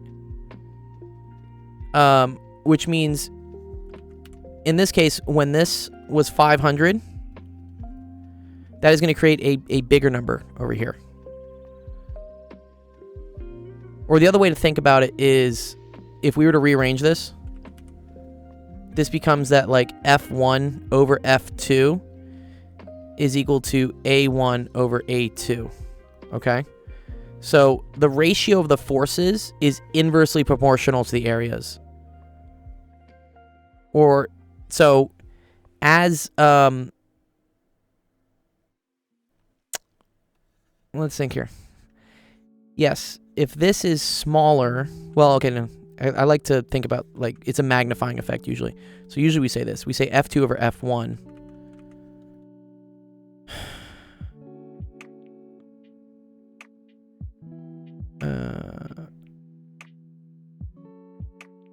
No, wait. Pressure. Wait. No, that's okay. It's not inversely proportional. F2 over F1 is equal to A2 over A1. Right, okay. So bigger area, bigger force. If this is set, if you have a set force and a set area on your first piston, if you then have a bigger area on your second piston, then you also must have a bigger force. And you can see that kind of with the math here. So if we were to solve for F2 here now, you would get that like 500. So first of all, the pi's would cancel, right? So this cancels with this. And then this is off by a factor of 5, right? But then it's 5 squared. So it's a factor of 25. Yeah, well, that's really cool. But whatever. I'll do the math. I'll do the math for it. It's okay. So if we do... we do 500 divided by 0.25 e to the minus 2, and then we square it.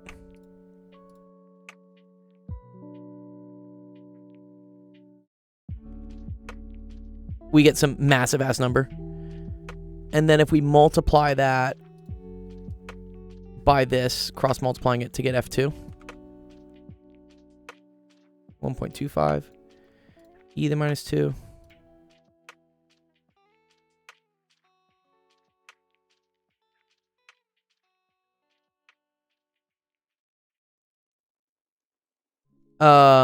Good. You get 12,500. So now I would get that F2 is equal to 12,500. So applying a 500 Newton force on the smaller piston ends up multiplying by a factor of 25 to give you a 12,500 Newton force on this piston going up. Because as you're pushing fluid down here, the fluid has to go somewhere, right? And so it has to go up. And that creates a force on this upwards, which creates a pressure there.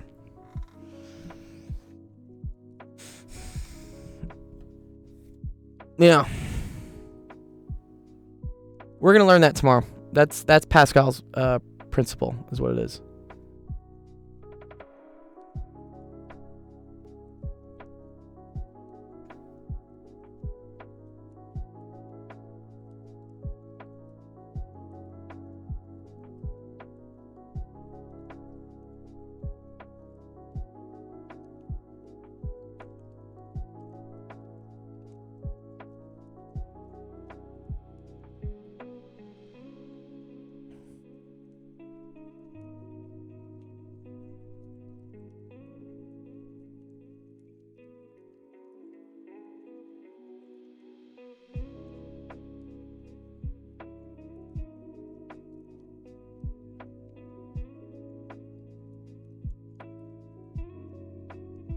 How long is Physics 2 this summer? It's 6 weeks. It's very fast, honestly.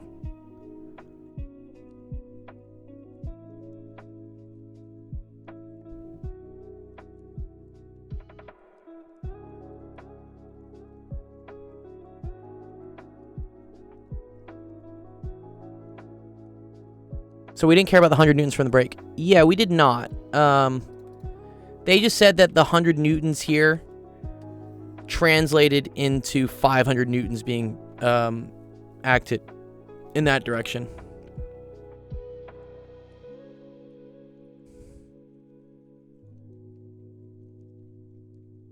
Which, I mean, we can kind of... So, I assume this is the pivot point, is what they're saying. And then The problem is like this 500 newtons is being applied at an angle. Because we remember from mechanics, right? If this applies a torque this way, and let's say it's, you know, steady, then this must apply a torque. Well, no, it's moving is what it is, right? Oh, I see. But pulling it out is going to apply a force that way. Oh, I see. There's force from the cylinder trying to keep it in. Okay, one sec.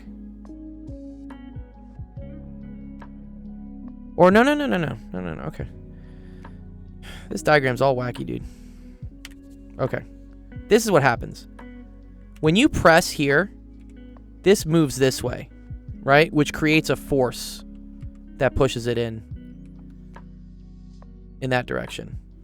The issue is all the angles. I'm trying to think of all the angles. So, first of all, I would need to know. I need to know the perpendicular force here. Like the 100 newtons is being applied at an angle.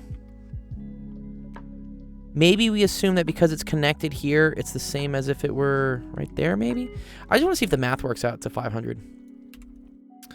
So, RF1 has to equal RF2, right?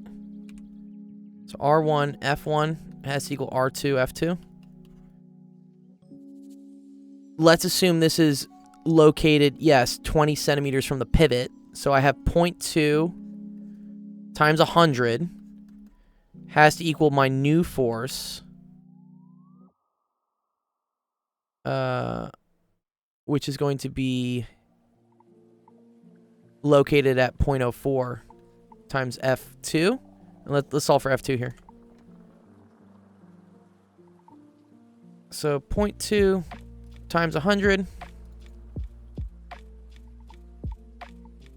divided by 0.04. Aha, 500. Yeah. So this does exert 500 newtons in that direction. Interesting.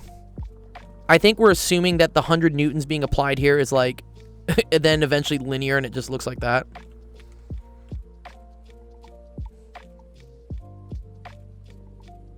And then this is the rotation point.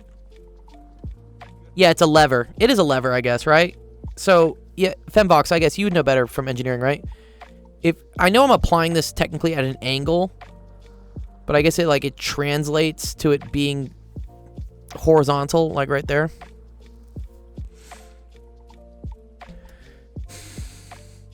But yeah, that's Mistral. That's why they get the 500 newtons.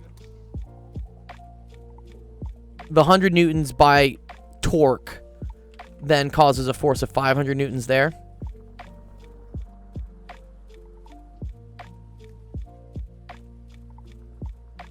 And then that 500 newtons, yeah, from pressure is force over area, yeah.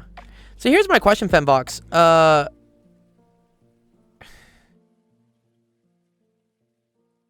I was able to solve for instance, if it was a single piston on the brakes, and I got that was 12,500 newtons. Would I multiply that by 4, since there are 4 cylinders, for like the total force?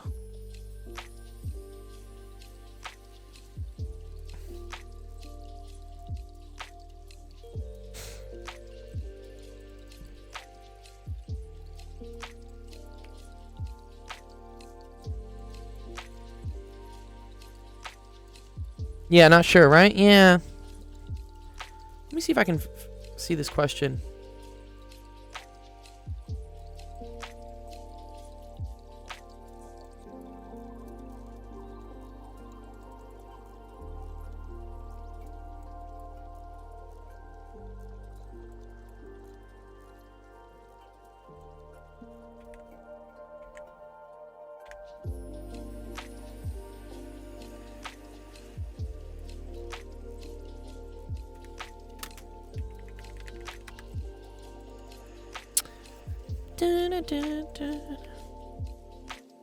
Because let me think. In my mind, you're 4xing the area. So what's going to happen is you're going to decrease. Of course, each one is going to go less of a distance. That's the other thing. Some people think like this violates conservation of energy, right? For like, you're like, wait a minute, what? How do I get a force multiplier from applying a small force here and getting a big force here? The difference here is that energy, which is equal to work, is equal to force times distance. Right? F times D. So you have to move this thing a lot of distance to get this to move a little bit. Because if the force goes up, then the distance has to go down. Just by conservation of energy.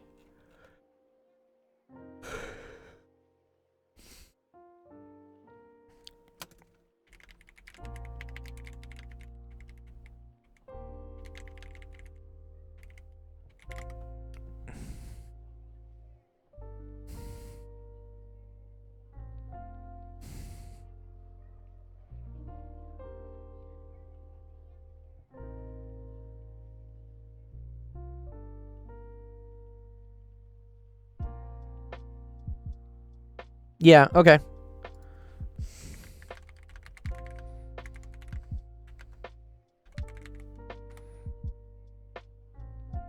Yeah, so because so here's the interesting part.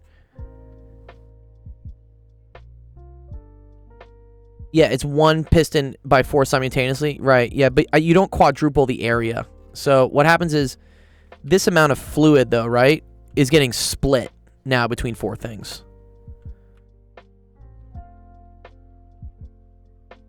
Oh, I see. Yeah. One sec. Let me get my picture. So this, Femvox, this is kind of what it's like, right? So it's like you have this.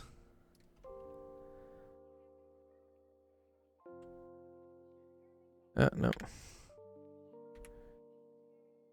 And then you have this.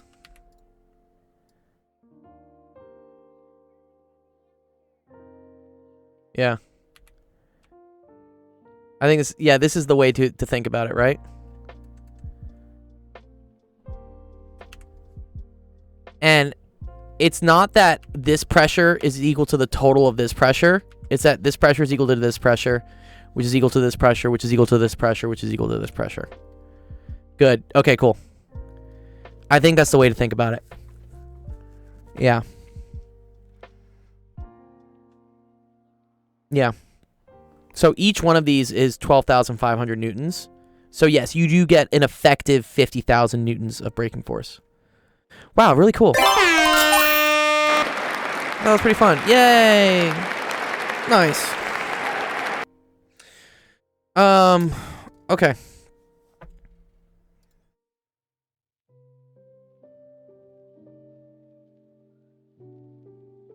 Cool.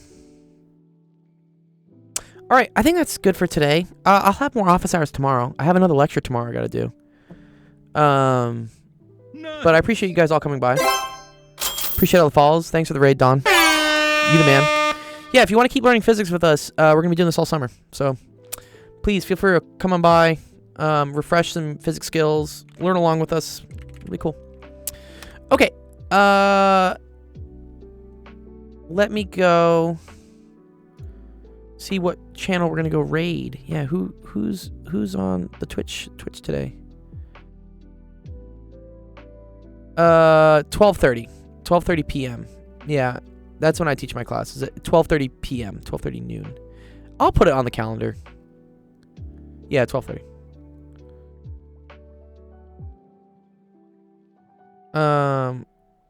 Gotcha. Cool. Okay, nice. Let's see. Let's go say hi to Nerduino. He's a cool guy. All right. Thanks everyone for coming. We'll see you tomorrow. Office hours are going to be an hour later, so that's at 5 p.m. Pacific, 6 p.m. Mountain, 7 p.m. Central, 8 p.m. Eastern. Enjoy the rest of your Tuesday, and we'll see you around. Peace.